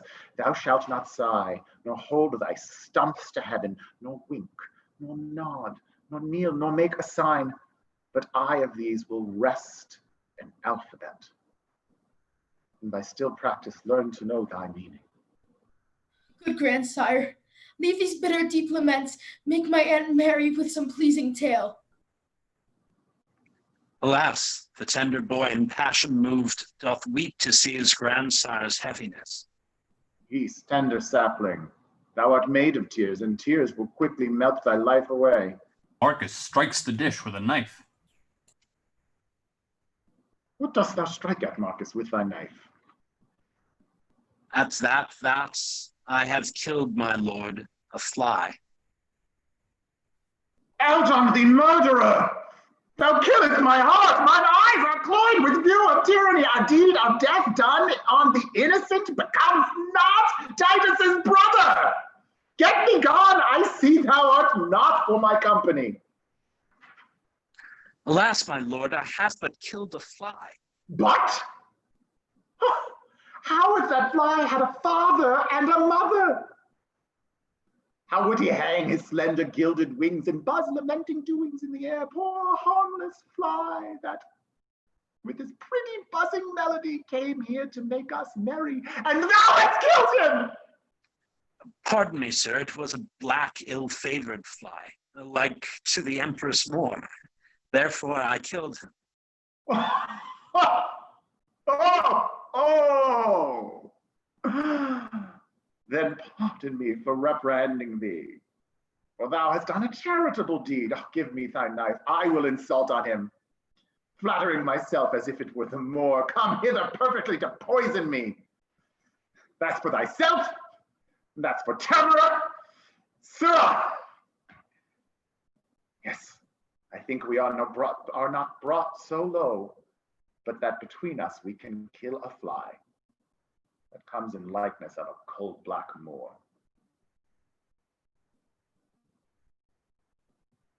Alas, poor man, grief has so wrought on him, he takes false shadows for true substances. Come, take away. Lavinia, go with me. I'll to thy closet and go read with thee sad stories chanced in the times of old. Come, boy, and go with me. Thy sight is young, and thou shalt read when mine begins to dazzle. They exit. End of Act 3. Act 4, Scene 1. Enter Lucius's son, young Lucius, and Lavinia running after him, and the boy flies from her with his books under his arm, and enter Titus and Marcus. Help, grandsire, help! My Aunt Lavinia follows me everywhere. I know not why. Good Uncle Marcus, see how swift she comes. Alas, sweet aunt, I know not what you mean. Stand by me, Lucius. Do not fear thine aunt. She loves thee, boy, too well to do thee harm. When my father was in Rome, she did. What means my niece Lavinia by these signs? Fear her not, Lucius. Somewhat doth she mean. See, Lucius, see how she makes of thee. Some whither would she have thee go with her? Our boy Cornelia never with more care. Read to her sons that she hath read to thee sweet poetry of Tully's orator. Canst thou not guess wherefore she plies thee thus? My lord, I know not, nor can I guess, unless some fit of frenzy do possesses her. For I have heard my grandsires say full oft, extremity of griefs would make men mad, and I have read the Hecuba of Troy ran mad for sorrow. That made me to fear. Although, my lord, I know my noble aunt loves me as dear as even my mother did, and would not but in fury fright my youth, which made me down to throw my books and fly, costless perhaps, but pardon me, sweet aunt and madam, if my uncle Marcus go, I will most willingly attend your ladyship. Lucius, I will. How now, Lavinia? Marcus, what means this? Some book that there is she desires to see. Which is it, girl, of these? Open them, boy. But thou art deeper read and better skilled. Come and take thy choice of all my library, and so beguile thy sorrow till heavens reveal the damned contriver of the deed. Why lifts she up her arms in sequence? I think she means that there were more than one confederate in the fact. Aye, more there was, or else to heaven she heaves them for revenge. Lucius, what book is it that she taught us so? Grandsire, 'tis Ovid's Metamorphosis. My mother gave it to me. For love of her that's gone, perhaps she culled it from among the rest. Soft. So busily she turns the leaves. Help her! What would she find? Lavinia, shall I read? This is the tragic tale of Philomel, and treats of Tereus' treason and his rape. And rape, I fear, was root of thy annoy. See, brother, see, note how she quotes the leaves. Lavinia, wert thou thus surprised, sweet girl? Ravished and wrong as Philomela was? Forced in the ruthless, vast and gloomy woods? See, see, at such a place there is where we did hunt. Oh, had we never hunted there, patterned by that poet here, described by nature, made for murders and for rapes.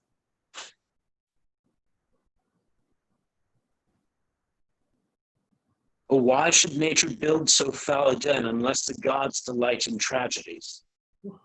Give sign, sweet girl, for here are none but friends. What Roman lord it was just do the deed, or slunk, not saturnine as Tarquin's erst, that left the camp to sin in Lucretia's bed? Sit down, sweet niece. Brother, sit down by me. Apollo, Pallas, Jove, or Mercury, inspire me that I may this treason find. My lord, look here. Look here, Lavinia. He writes his name with his staff and guides it with his feet and mouth. This sandy plot is plain. Guide if thou canst this after me. I have written my name without the help of any hand at all. Cursed be the heart that forced us to this shift. Write thou, good niece, and here display at last what God will have discovered for revenge. Heaven guide thy pen to print thy sorrows plain, that we may know the traitors and the truth. She takes the staff in her mouth and guides it with her stumps and writes. Do you read, my lord, what she hath writ? Stoprum, Chiron, Demetrius.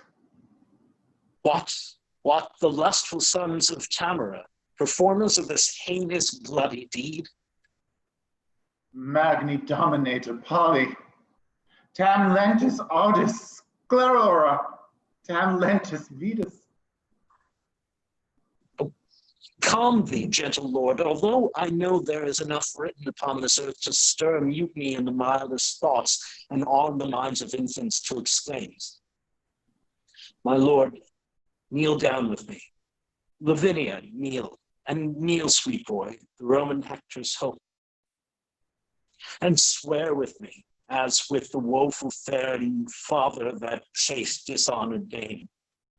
Lord Junius Brutus swore for Lucretia's rape, that we will prosecute by good advice mortal revenge upon these traitorous Goths and see their blood or die with this reproach. 'Tis sure enough, and you knew how. But if you hunt these bear whelps, then beware, the dam will wake, and if she wind you once, she's with the lion deeply still in league, and lulls him whilst she playeth on her back, and when he sleeps, will she do what she list. You are a young huntsman, Marcus, let alone, and come, I will go get a leaf of brass, and with a gad of steel will write these words and lay it by. The angry northern wind will blow these sands like Sibyl's leads abroad, and where's our lessons then? Boy, what say you? I say, my lord, that if I were a man, their mother's bedchamber should not be safe for these base bondmen to the yoke of Rome. Aye, that's my boy. Thy father hath full oft for his ungrateful country done the like. And uncle, so will I, and if I live. Come, go with me into mine armory. Lucius, I'll fit thee, and withal, my boy, shall carry from me to the empress's sons presents that I intend to send them both. Come, come. Thou'lt do my message. Wilt thou not? I, with my dagger in their bosoms, grandsire. No, boy, not so. I'll teach thee another course. Lavinia, come. Marcus, look to my house. Lucius and I go brave it at the court. I marry we will, sir, and we will be waited on. All but Marcus exit.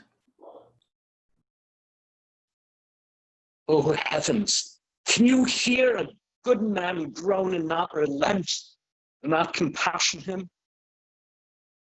Marcus, attend him in his ecstasy, that hath more scars of sorrow in his heart than foeman's marks upon his battered shield.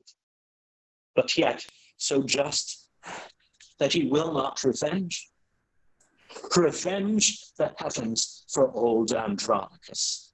He exits. Act 4, Scene 2. Enter Aaron, Chiron, and Demetrius at one door, and at the other, young Lucius, and another with a bundle of weapons with verses writ upon them. Demetrius, here's the son of Lucius. He hath some message to deliver us. Some mad message from his mad grandfather. My lords, with all the humbleness I may, I greet your honors from Andronicus, and pray the Roman gods confound you both. Gramercy, lovely Lucius. What's the news?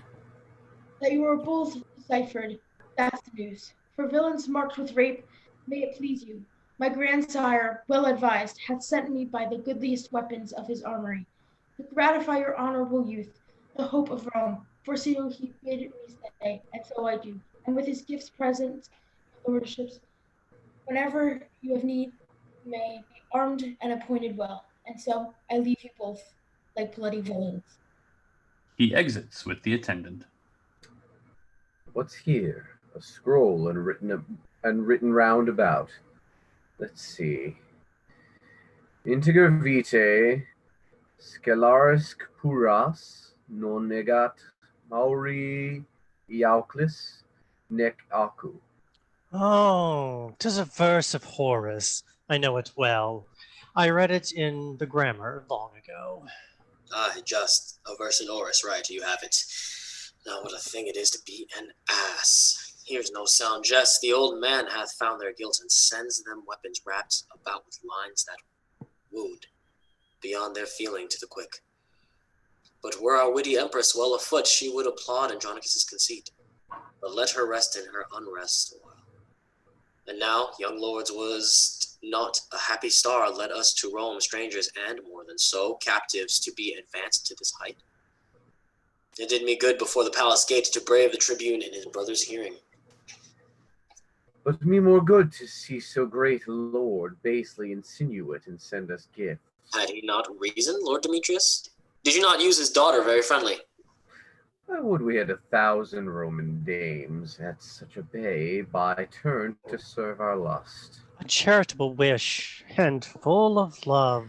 Dear lacks but your mother for to say, Amen. And that would she for 20,000 more.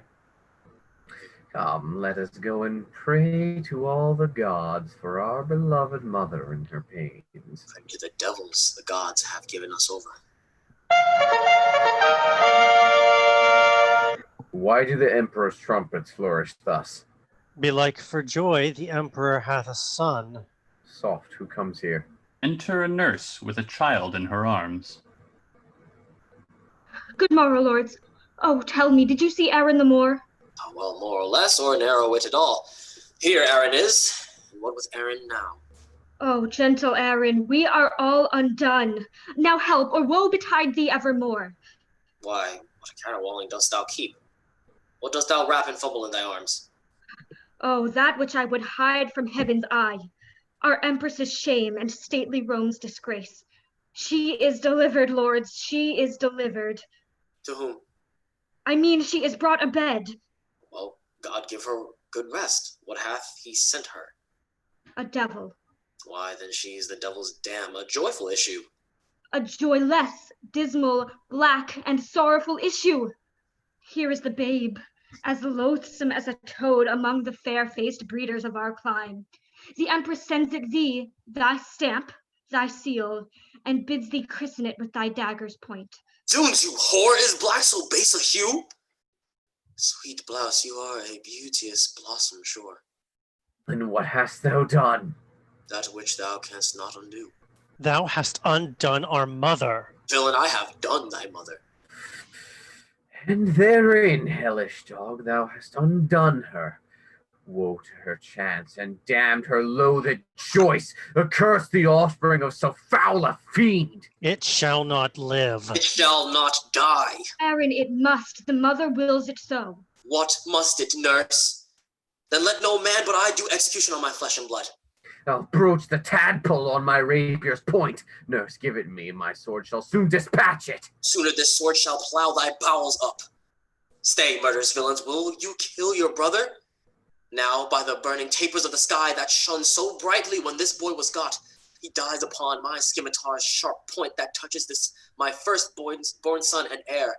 I tell you, younglings, not Enceladus, with all his threatening band of Typhon's brood, nor great Alcides, nor the god of war shall seize this prey out of his father's hands. What, you sanguine, shallow-hearted boys, you white-limed walls, you Laos painted signs! Coal black is better than another hue, in that it scorns to bear another hue. For all the water in the ocean can never turn the swan's black legs to white, although she laved them hourly in the flood. Tell the empress from me, I am of age to keep mine own. Excuse it how she can. Will thou betray thy noble mistress thus? My mistress is my mistress, this myself, the vigor and the picture of my youth.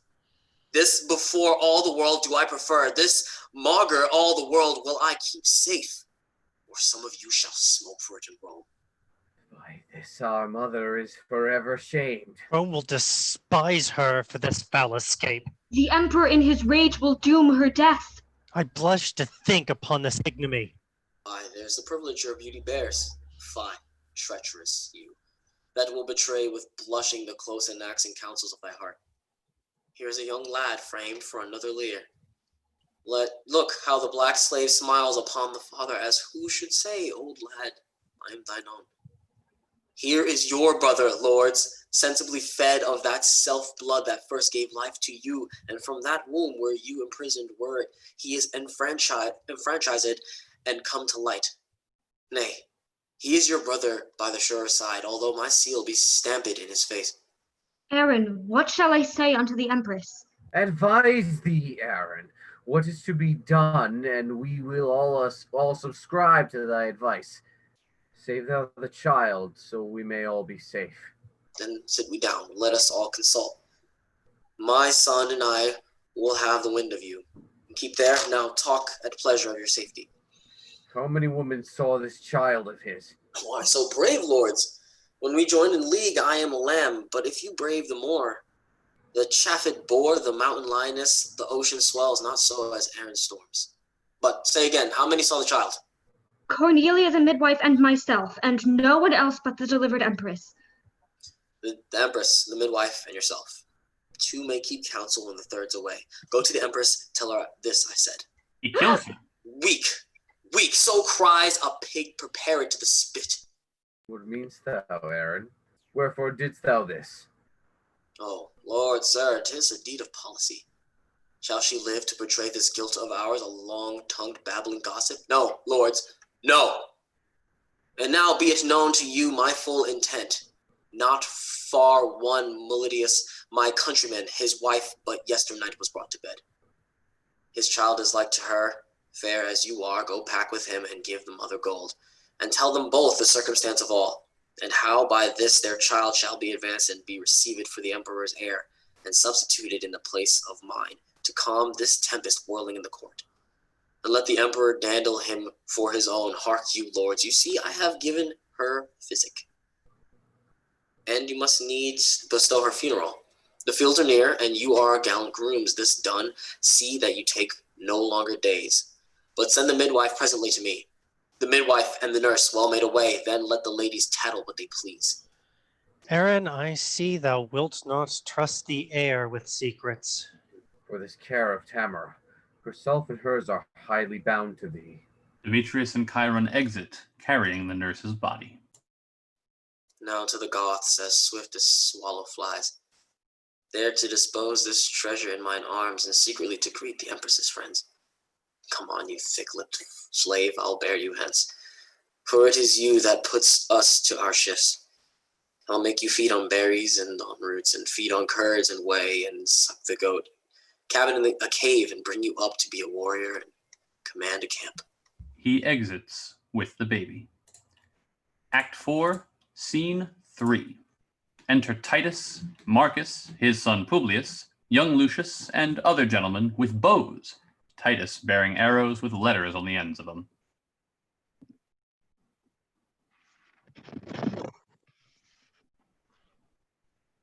Come, Marcus, come, kinsman, this is the way. Sir boy, let me see your archery. Look, you've drawn home enough, and 'tis there straight. Terras Astrea reliquit. Be you remembered, Marcus, she's gone, she's fled. Sir, take you to your tools. You, cousins, shall go sound the ocean and cast your nets. Haply you may catch her in the sea. Yet there as little justice as at land. No, Publius and Sempronius, you must do it. 'Tis you must dig the mattock with the spade and pierce the innermost center of the earth. Then, when you come to Pluto's region, I pray you deliver him this petition.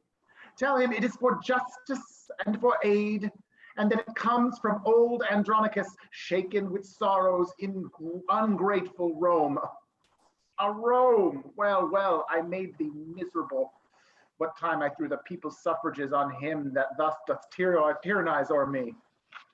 Go, get you gone, and pray, be careful all, and leave you not a man of war unsearched.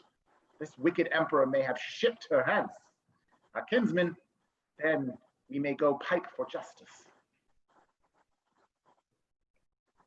Publius, is not this a heavy case to see thy noble uncle thus distract? Therefore, my lords, it highly us concerns by day and night to attend him carefully, and feed his humor kindly as we may, till time begets some careful remedy. Kinsman, his sorrows are past remedy. But join with the Goths and with revengeful war take wreak on Rome for this ingratitude, and vengeance on the traitor Saturnine. Publius, how now? How now, my masters? What? Have you met with her? No, my good lord, but Pluto sends you word, if you will have revenge from hell, you shall. Marry, for justice, she is so employed, he thinks, with Jove in heaven or somewhere else, that perforce you must needs stay a time. He doth me wrong to feed me with delays. I'll dive into the burning lake below and pull her out of Archeron by her heels.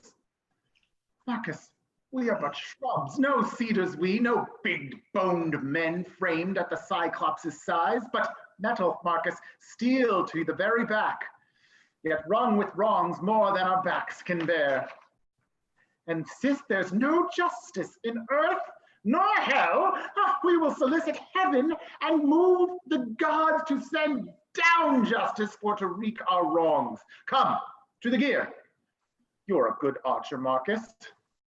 Ad Jovem, there, that's for you. Here, ad Apollinem, ad Martem, that's for myself. Here, boy, to Pallas. Here, to Mercury, to Saturn, Caius. No, to Saturnine. You are as good to shoot against the wind. To it, boy! Marcus, lose when I bid. Of my word, I have written to effect. There's not a god left unsolicited.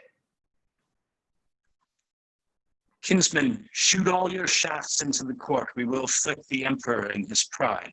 Now, masters, draw. Well said, Lucius. Good boy in Virgo's lap. Give it, Pallas!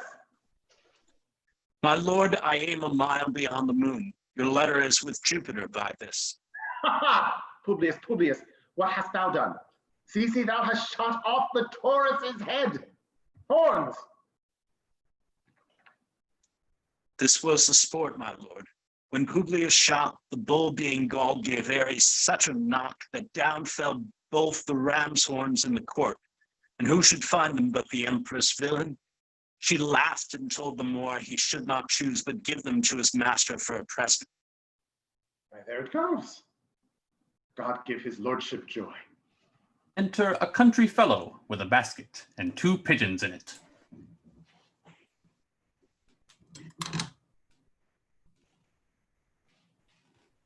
News, news from heaven. Marcus, the post has come. Sirrah, what tidings? Have you any letters? Shall I have justice? What says Jupiter? Oh, the gibbet maker? He says that he hath taken them down again, for the man must not be hanged till the next week. But what says Jupiter, I ask thee? Alas, sir, I know not Jupiter. I never drank with him in all my life. Why, villain, art thou not a carrier? I have my pigeons, sir, nothing else. What? Why, didst thou come from heaven? From heaven? Alas, sir, I never came there. God forbid I should be so bold to press to heaven in my young days. Why, I am going with my pigeons to the tribunal plebs to take up a matter of brawl betwixt my uncle and one of the emperor's men. Why, sir, that is as fit as can be to serve for your oration, and let him deliver the pigeons to the emperor from you. Tell me, can you deliver an oration to the emperor with a grace? Nay, truly, sir, I could never say grace in all my life. Sirrah, come hither. Make no more ado, but give your pigeons to the emperor. By me thou shalt have justice at his hands. Hold. Meanwhile, here's the money for thy charges. Give me pen and ink. Sirrah, can you with a grace deliver up a supplication? Aye, sir. Then here's a supplication for you. And when you come to him, at the first approach you must kneel, then kiss his foot, then deliver up your pigeons, and then look for your reward, albeit handsome. See you do it bravely. Oh, I warrant you, sir. Let me alone. Sirrah, hast thou a knife? Come, let me see it. Here, Marcus, fold it in the oration, for thou hast made it a little humble, made it like a humble suppliant. And when thou hast given it to the emperor, knock at my door and tell me what he says. God be with you, sir. I will. Come, Marcus, let's go. Publius, follow me. They exit. Act 4, Scene 4. Enter the Emperor Saturnine, Empress Tamra with her 2 sons, Chiron and Demetrius, with attendants. The Emperor brings the arrows in his hand that Titus shot at him. Why, lords, what wrongs are these? Was ever seen an emperor in Rome thus overborne, troubled, confronted thus, and for the extent of equal justice used in such contempt? My lords, you know, as know the mightful gods, however these disturbers of our peace buzz in the people's ears, then naught hath passed, but even with law against the wilful sons of old Andronicus. And what, and if his sorrows have so overwhelmed his wits? Shall we be thus afflicted with his reeks, his fits, his frenzy, and his bitterness? And now he writes to heaven for his redress. See, here's to Jove, and this to Mercury, this to Apollo, this to the god of war. Sweet scrolls to fly about the streets of Rome. What's this but libeling against the Senate and blazoning our injustice everywhere? A goodly humour, is it not, my lords? And who would say in Rome no justice were? But if I live, his feigned ecstasies shall be no shelter to these outrages, but he and his shall know that justice lives in Saturninus's health, whom if he sleep, he'll so awake as he and fury shall cut off the proudest conspirator that lives. My gracious lord, my lovely Saturnine, lord of my life, commander of my thoughts, calm thee, and bear the faults of Titus's age, the effects of sorrow for his valiant sons, whose loss hath pierced him deep and scarred his heart, and rather confront his distressed plight than prosecute the meanest or the best for these contempts. Why, thus it shall become high-witted Tamara to gloss withal. But Titus, I have touched thee to the quick, thy lifeblood out. If Aaron now be wise, then all is safe, the anchor in the port. How now, good fellow? Wouldst thou speak with us? Oh, yea, forsooth, and your mistress shall be imperial. Empress I am, but yonder sits the emperor. 'Tis he! God and Saint Stephen give you good e'en. I have brought you a letter and a couple of pigeons here.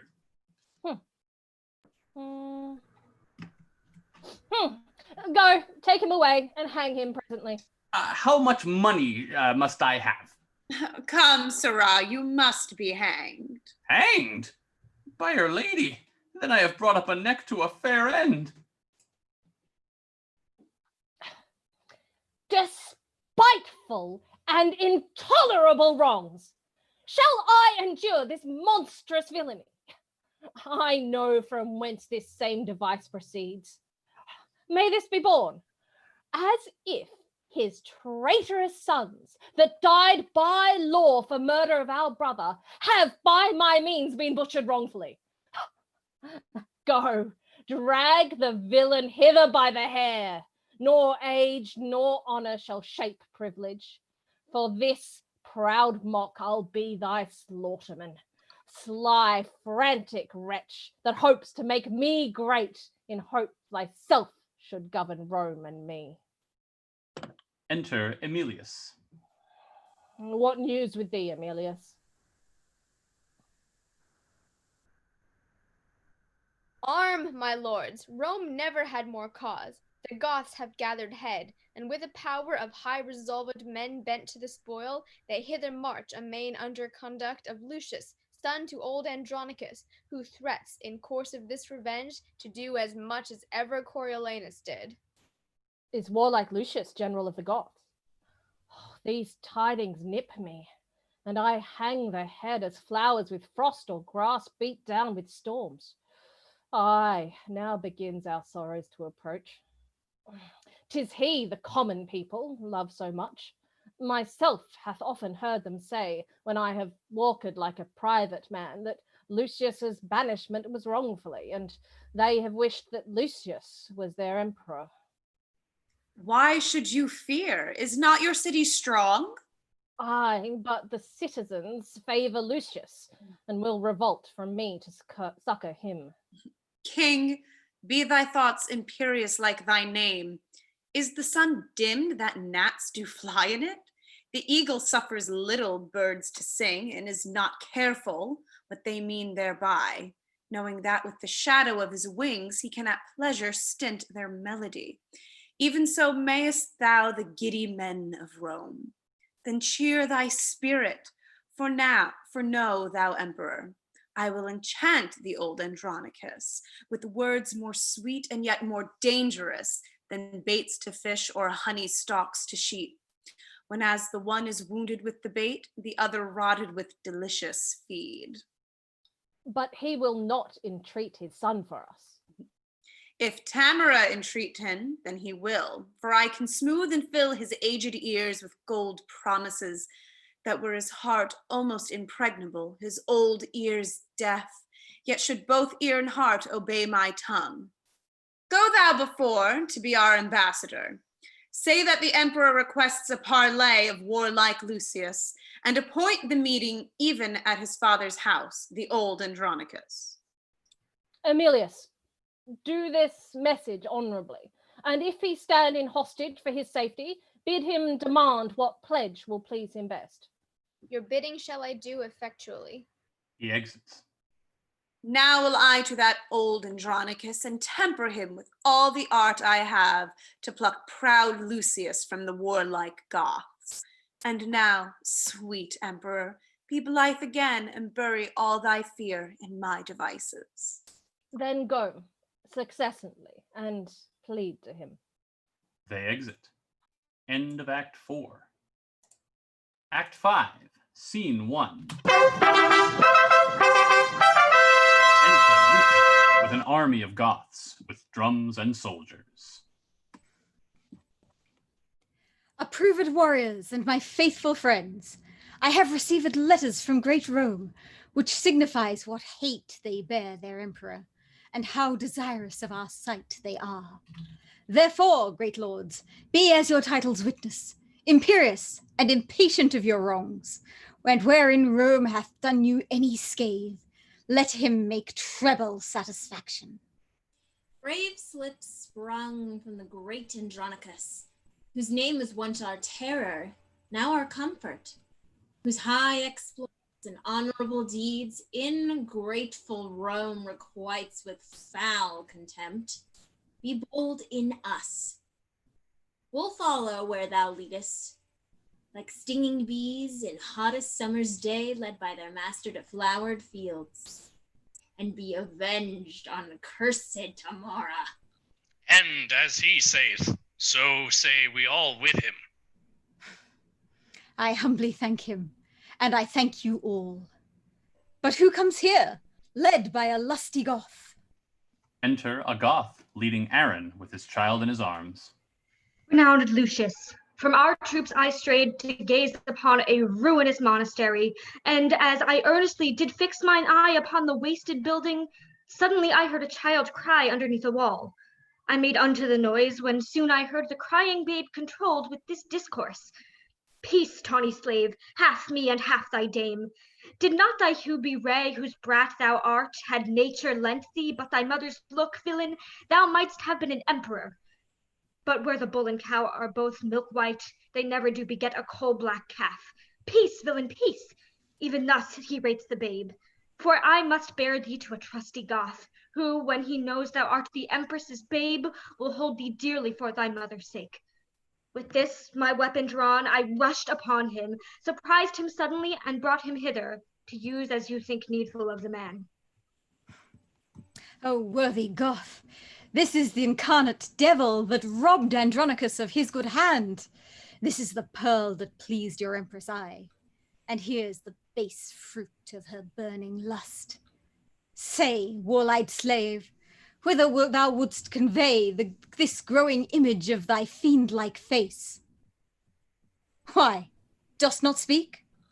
What, deaf? Not a word? A halter, surgeons! Soldiers, hang him on this tree, and by his side this fruit of bastardry. Touch not the boy, he is of royal blood. Too like the sire forever being good. First hang the child, that he may see it sprawl, a sight to vex the father's soul withal. Get me a ladder. Lucius, save the child and bear it from me to the empress. If thou do this, I'll show thee wondrous things that highly may advantage thee to hear. If thou wilt not befall what may befall, I'll speak no more, but vengeance wrought you all. Say on, and if it please me which thou speakst, thy child shall live, and I shall see it nourished. And if it please thee, why, assure thee, Lucius, 'twill vex thy soul to hear what I shall speak. For I must talk of murders, rapes, and massacres, acts of black night, abominable deeds, complots of mischief, treason, villainies, ruthful to hear, yet piteously performed, and this shall all be buried in my death. Unless thou swear to me my child shall live. Tell on thy mind. I say thy child shall live. Swear that he shall, and then I will begin. Who should I swear by? Thou believest no God. That granted, how canst thou believe an oath? What if I do not? As indeed I do not. Yet for I know thou art religious and hast a thing within thee called conscience, with 20 popish tricks and ceremonies which I have seen thee careful to observe. Therefore I urge thy oath. For that I know an idiot holds this bauble for a god and keeps the oath which by that god he swears. To that I'll urge him. Therefore thou shalt vow by that same God, what God soe'er it be, that thou adorest and hast in reverence, to save my boy, to nourish and bring him up, or else I will discover naught to thee. E'en by my God, I swear to thee I will. First know thou I begot him on the empress. Oh, most insatiate and luxurious woman. Tut, Lucius, this was but a deed of charity to that which thou shalt hear of me anon.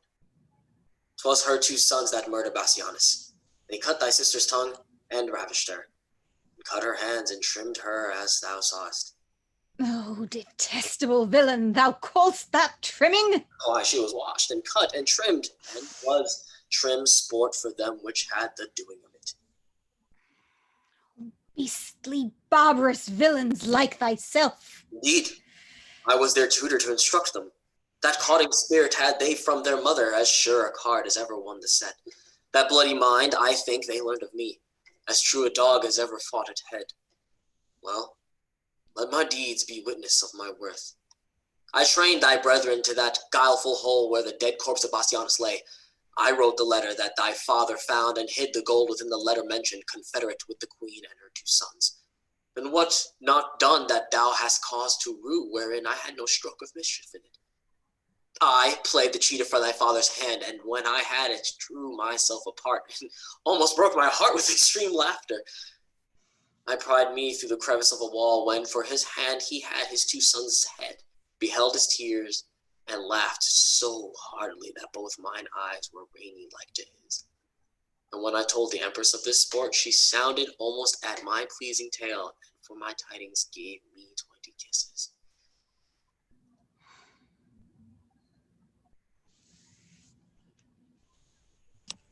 What, canst thou say all this and never blush? Aye, like a black dog, as the saying is. Art thou not sorry for these heinous deeds? Aye, that I had not done 1,000 more. Even now I curse the day, and yet I think few come within the compass of my curse, wherein I did not some notorious ill, as kill a man or else devise his death, ravish a maid or plot the way to do it, accuse some innocent and forswear myself, set deadly enmity between 2 friends, make poor men's cattle break their necks, set fire on barns and haystacks in the night, and bid the owners quench them with their tears. Oft have I digged up dead men from their graves and set them upright at their dear friends' doors, even when their sorrows almost was forgot. And on their skins, as on the bark of trees, have with my knife carved in Roman letters, "Let not your sorrows die, for I am dead." But I have done 1,000 dreadful things as willingly as one would kill a fly, and nothing grieves me heartily indeed, but that I cannot do 10,000 more. Bring down the devil, for he must not die. So sweet a death is hanging presently. If there be devils, would I were a devil, to live and burn in everlasting fire, so I might have your company in hell, but to torment you with my bitter tongue. Tyrsa, stop his mouth and let him speak no more. Enter Emilius. My lord, there is a messenger from Rome, desires to be admitted to your presence. Let him come near. Welcome, Emilius. What's the news from Rome?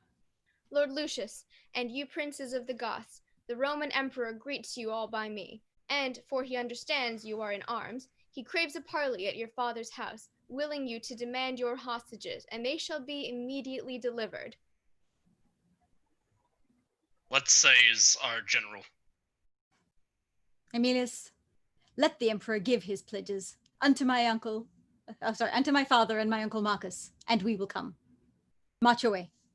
They exit. Act 5, Scene 2. Enter Tamara and her 2 sons, disguised. Thus, in this strange and sad habiliment, I will encounter with Andronicus and say, I am revenge, sent from below to join with him and right his heinous wrongs. Knock at his study where they say he keeps to ruminate strange plots of dire revenge. Tell him revenge is come to join with him and work confusion on his enemies. Who doth molest my contemplation? Is it your trick to make me open the door, that so my sad decrees may fly away, and all my study to be no effect? You are deceived, for what I mean to do. See here, in bloody lines I have set down, and what is written shall be executed. Titus, I am come to talk with thee. No, not a word. How can I grace my talk, wanting a hand to give it action? Thou hast the odds of me, therefore no more.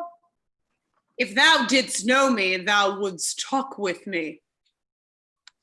I am not mad, I know thee well enough. Witness this wretched stump, witness these crimson lines, witness these trenches made by grief and care, witness the tiring day and heavy night, witness all sorrows that I know thee well. For a proud empress, mighty Tamara, is not thy coming from thy other, is not thy coming from for my other hand? No, thou sad man, I am not Tamara. She is thy enemy, and I thy friend. I am Revenge, sent from the infernal kingdom to ease the gnawing vulture of thy mind by working wreckful vengeance on thy foes. Come down and welcome me to this world's light. Confer with me of murder and of death. That's not a hollow cave or lurking place, no vast obscurity or misty veil where bloody murder or detested rape can couch for fear, but I will find them out, and in their ears tell them my dreadful name, Revenge, which makes the foul offender quake. What a revenge! And not thou sent to me to be a torment to mine enemies. I am, therefore, come down and welcome me. Do me some service ere I come to thee. Lo, by thy side, where rape and murder stands. Now give some assurance that thou art Revenge. Stab them, or tear them on thy chariot wheels, and then I'll come and be thy wagoner, and whirl around and thee about the globe. Provide these two proper palfreys, black as jet, to hail thy vengeful wagon swift away. And find out murderers in their guilty caves. And when thy car is loaded with the heads, I will dismount by the wagon wheel, trot like a servile footman all day long, and from Hyperion's rising in the east until the very downfall in the sea, and day by day I'll do this heavy task, so thou destroy rapine and murder there. These are my ministers, and come with me. Are they thy ministers? What are they called? Rape and murder. Therefore call it so, because they take vengeance of such kind on men. Good Lord. How like the Empress's sons they are. And you the Empress.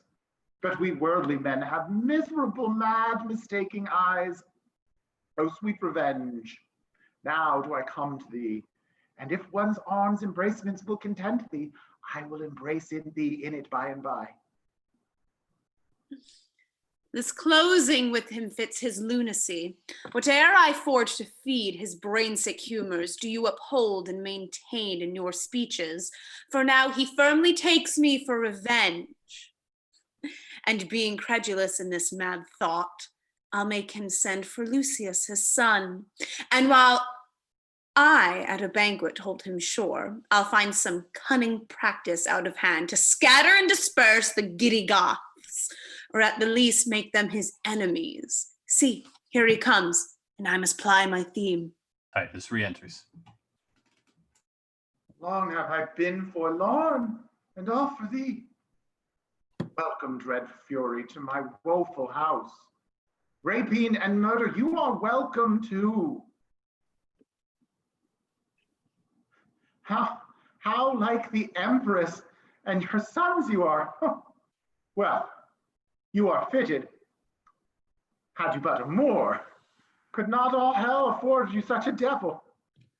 For well I wot the Empress never wags, but in her company there is a more.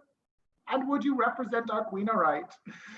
It were convenient you had such a devil, but welcome as you are, what shall we do? What wouldst thou have us do, Andronicus? Show me a murderer, I'll deal with him. Show me a villain that hast done rape, and I am sent to be revenged on him.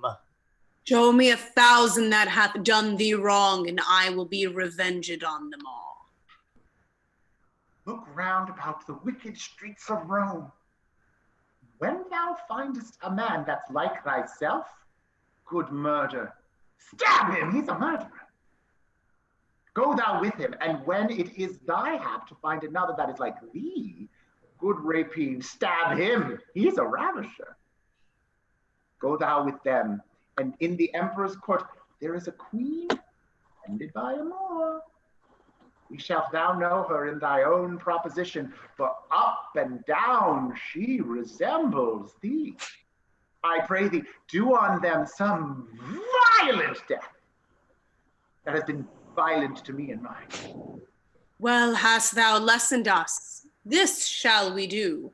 But would it please thee, good Andronicus, to send for Lucius, thy thrice valiant son, who leads towards Rome a band of warlike Goths, and bid him come and banquet at thy house? When he is here, even at thy solemn feast, I will bring in the empress and her sons, the emperor himself and all thy foes, and at thy mercy shall they stoop and kneel, and on them shalt thou ease thy angry heart. What says Andronicus to this device? Marcus, my brother! 'Tis sad Titus calls. Enter Marcus. Go, gentle Marcus, to thy nephew Lucius. Thou shalt inquire him to go out among the Goths. Bid him repair to me and bring him some of the chiefest princes of the Goths. Bid him encamp the soldiers where they are. Tell him the emperor and the empress too feast at my house, and he shall feast with them. This do thou for my love, and so let him, as he regards his aged father's life. This will I do and soon return again. Marcus exits. Now will I hence about thy business and take my ministers along with me. Nay, nay! Oh, let rape and murder stay with me, or else I'll call my brother back again and cleave to no revenge but Lucius. What say you, boys? Will you abide with him whiles I go tell my lord the emperor how I have governed our determined jest? Yield to his humor, smooth and speak him fair, and tarry with him till I turn again. I knew them. Oh, I knew them all. They supposed me mad, and will all reach them in their own devices, a pair of cursed hellhounds. They're damned. Madam, departed pleasure, leave us here. Farewell, Andronicus. Revenge now goes to lay a complot to betray thy foes. I know thou dost. Oh, and sweet revenge, farewell. Amra exits.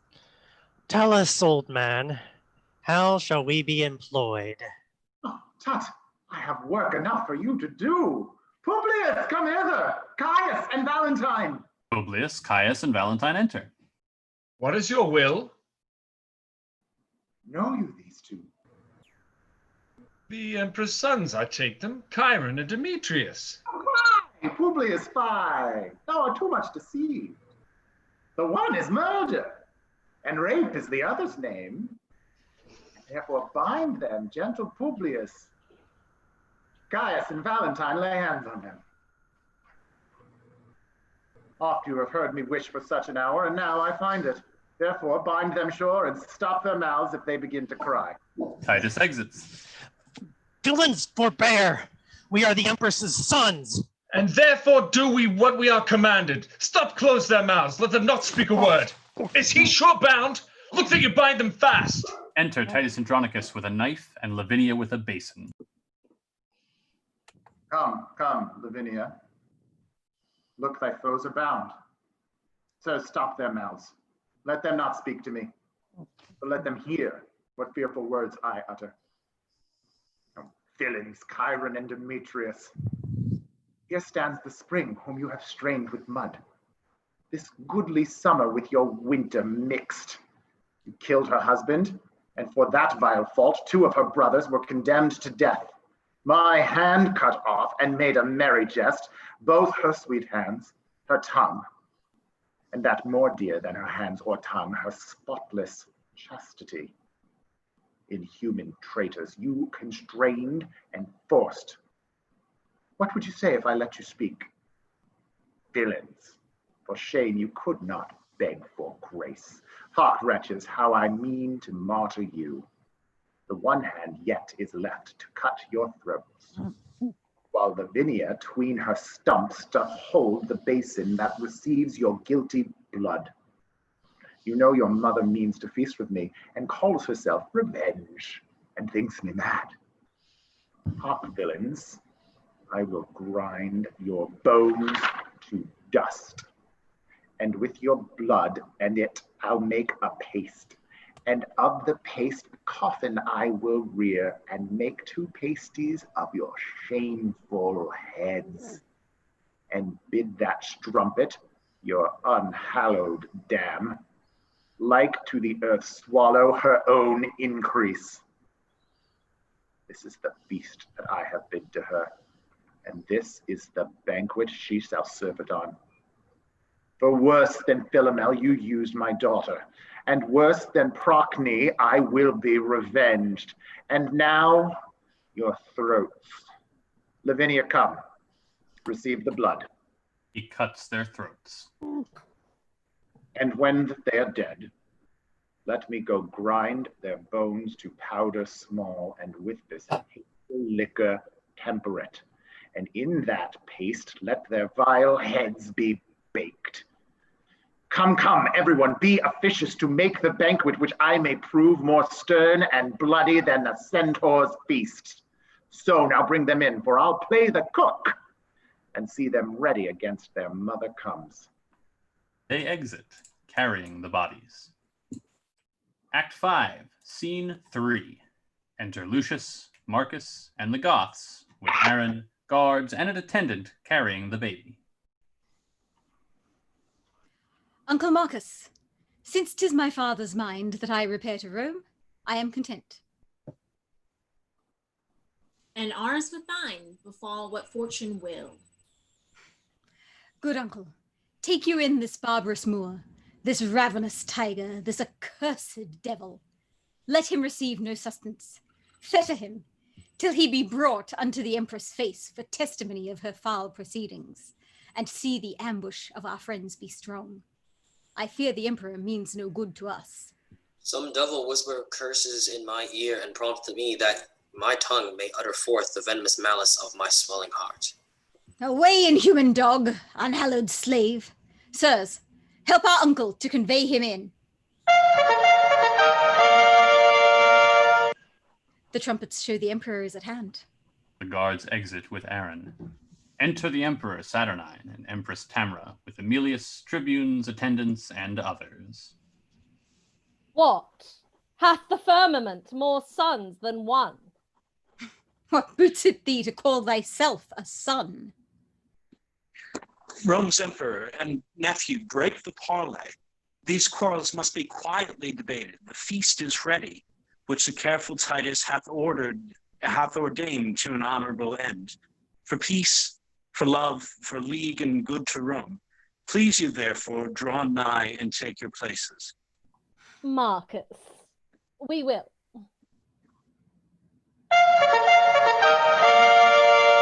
Enter Titus, like a cook, placing the dishes, with young Lucius and others, and Lavinia with a veil over her face. Welcome, my lord. Welcome, dread queen. Welcome, your warlike Goths. Welcome, Lucius. And welcome all. Although the cheery port will fill your stomachs, please you to eat it. Why art thou thus attired, Andronicus? Because I would be sure to have all well to entertain your highness and your empress.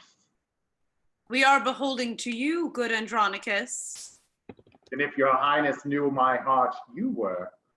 My lord the emperor resolved me this.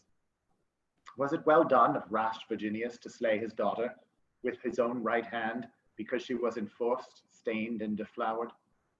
It was, Andronicus. Your reason, mighty lord? Because the girl should not survive her shame, and by her presence still renew his sorrows.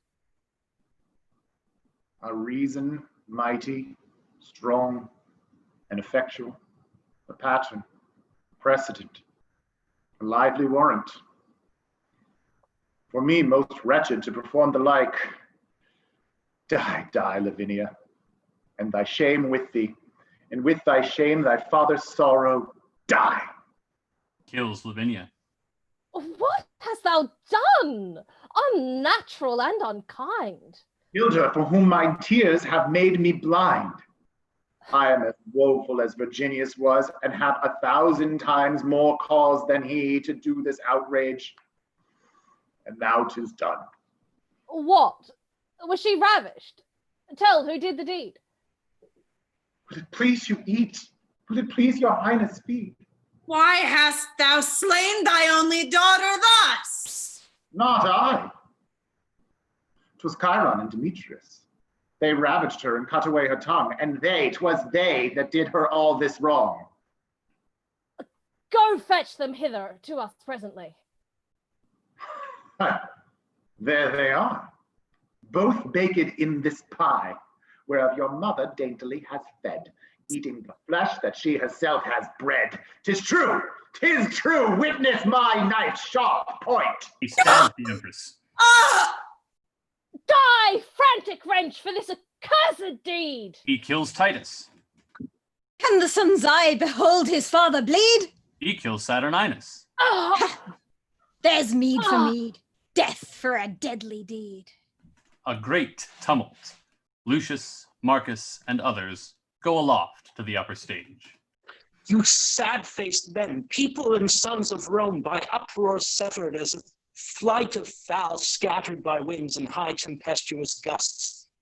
Let me teach you to knit again this scattered corn into one mutual sheath, these broken limbs again into one body, lest Rome herself be bane unto herself, and she whom mighty kingdoms curtsy to, like a forlorn and desperate castaway, do shameful execution on herself. But if my frosty signs and chaps of age, grave witnesses of true experience, cannot induce you to attend my words, speak, Rome's dear friend, as erst our ancestor, when with his solemn tongue he did discourse to lovesick Dido's sad attending ear, the story of that baleful burning night, when subtle Greeks surprised King Priam's Troy. Tell us what Simon hath bewitched our ears, or who hath brought the fatal engine in that gives our Troy, our Rome, this civil wound. My heart is not compact of flint nor steel, nor can I utter all our bitter grief, but floods of tears will drown my oratory and break my utterance, even in the time when it should move you to attend me most and force you to commiseration. Here's Rome's young captain. Let him tell the tale while I stand by and weep to hear him speak.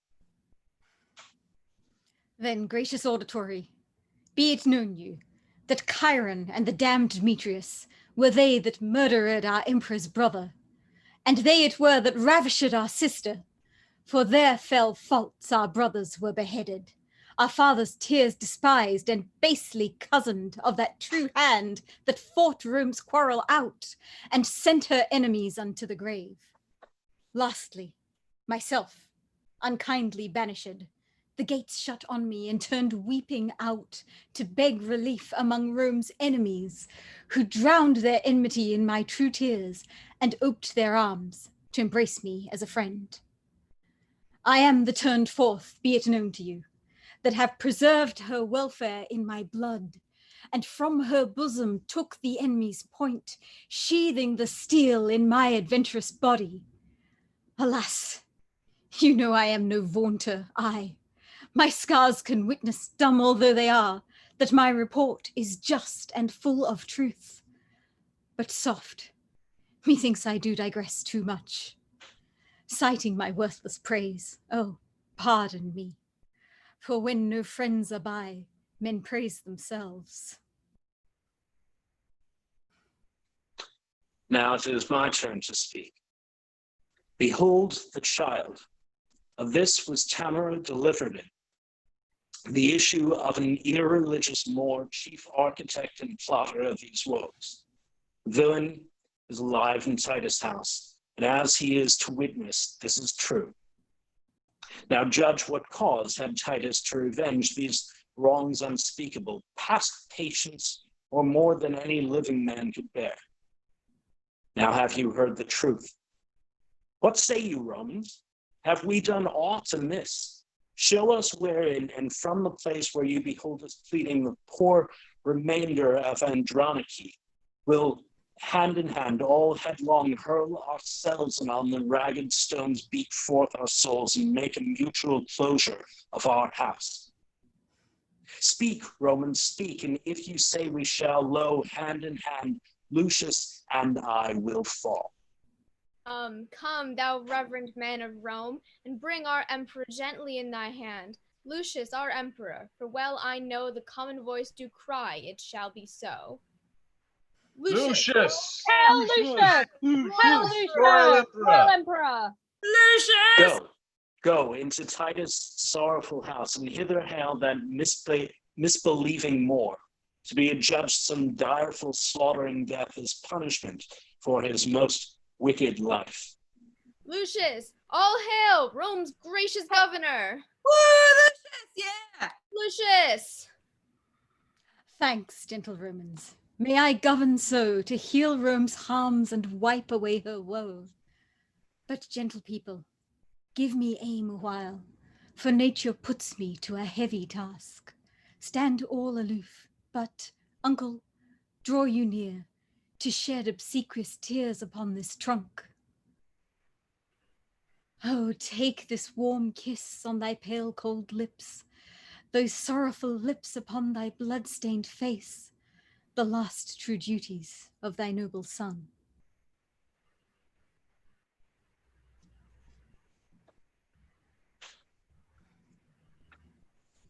Tear for tear, and loving kiss for kiss, thy brother Marcus tenders on my lips. Oh, were the sum of these that I should pay countless and infinite, yet I would pay them. Come hither, boy. Come, come and learn of us to melt in showers.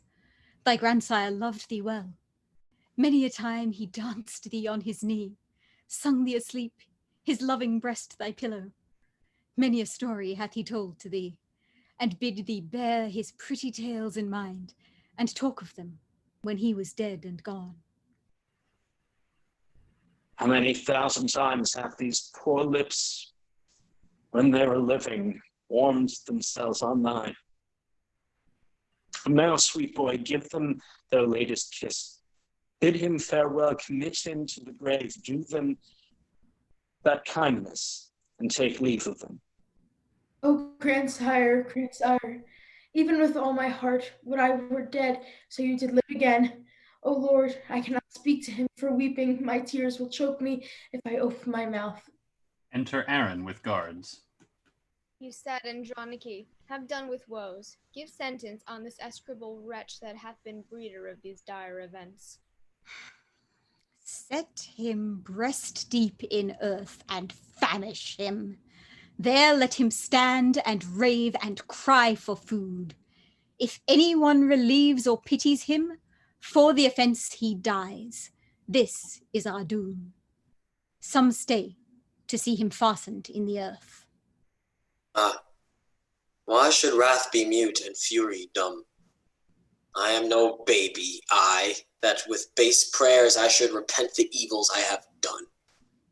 10,000 worse than ever, yet I did what I perform if I might have my will. If one good deed in all my life I did, I do repent it from my very soul.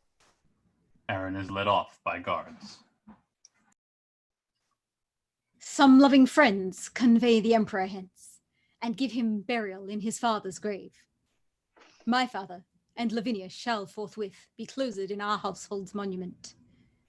As for that ravenous tiger Tamara, no funeral rite, nor man in mourning weed, nor mournful bell shall ring her burial, but throw her forth to birds and beasts to prey.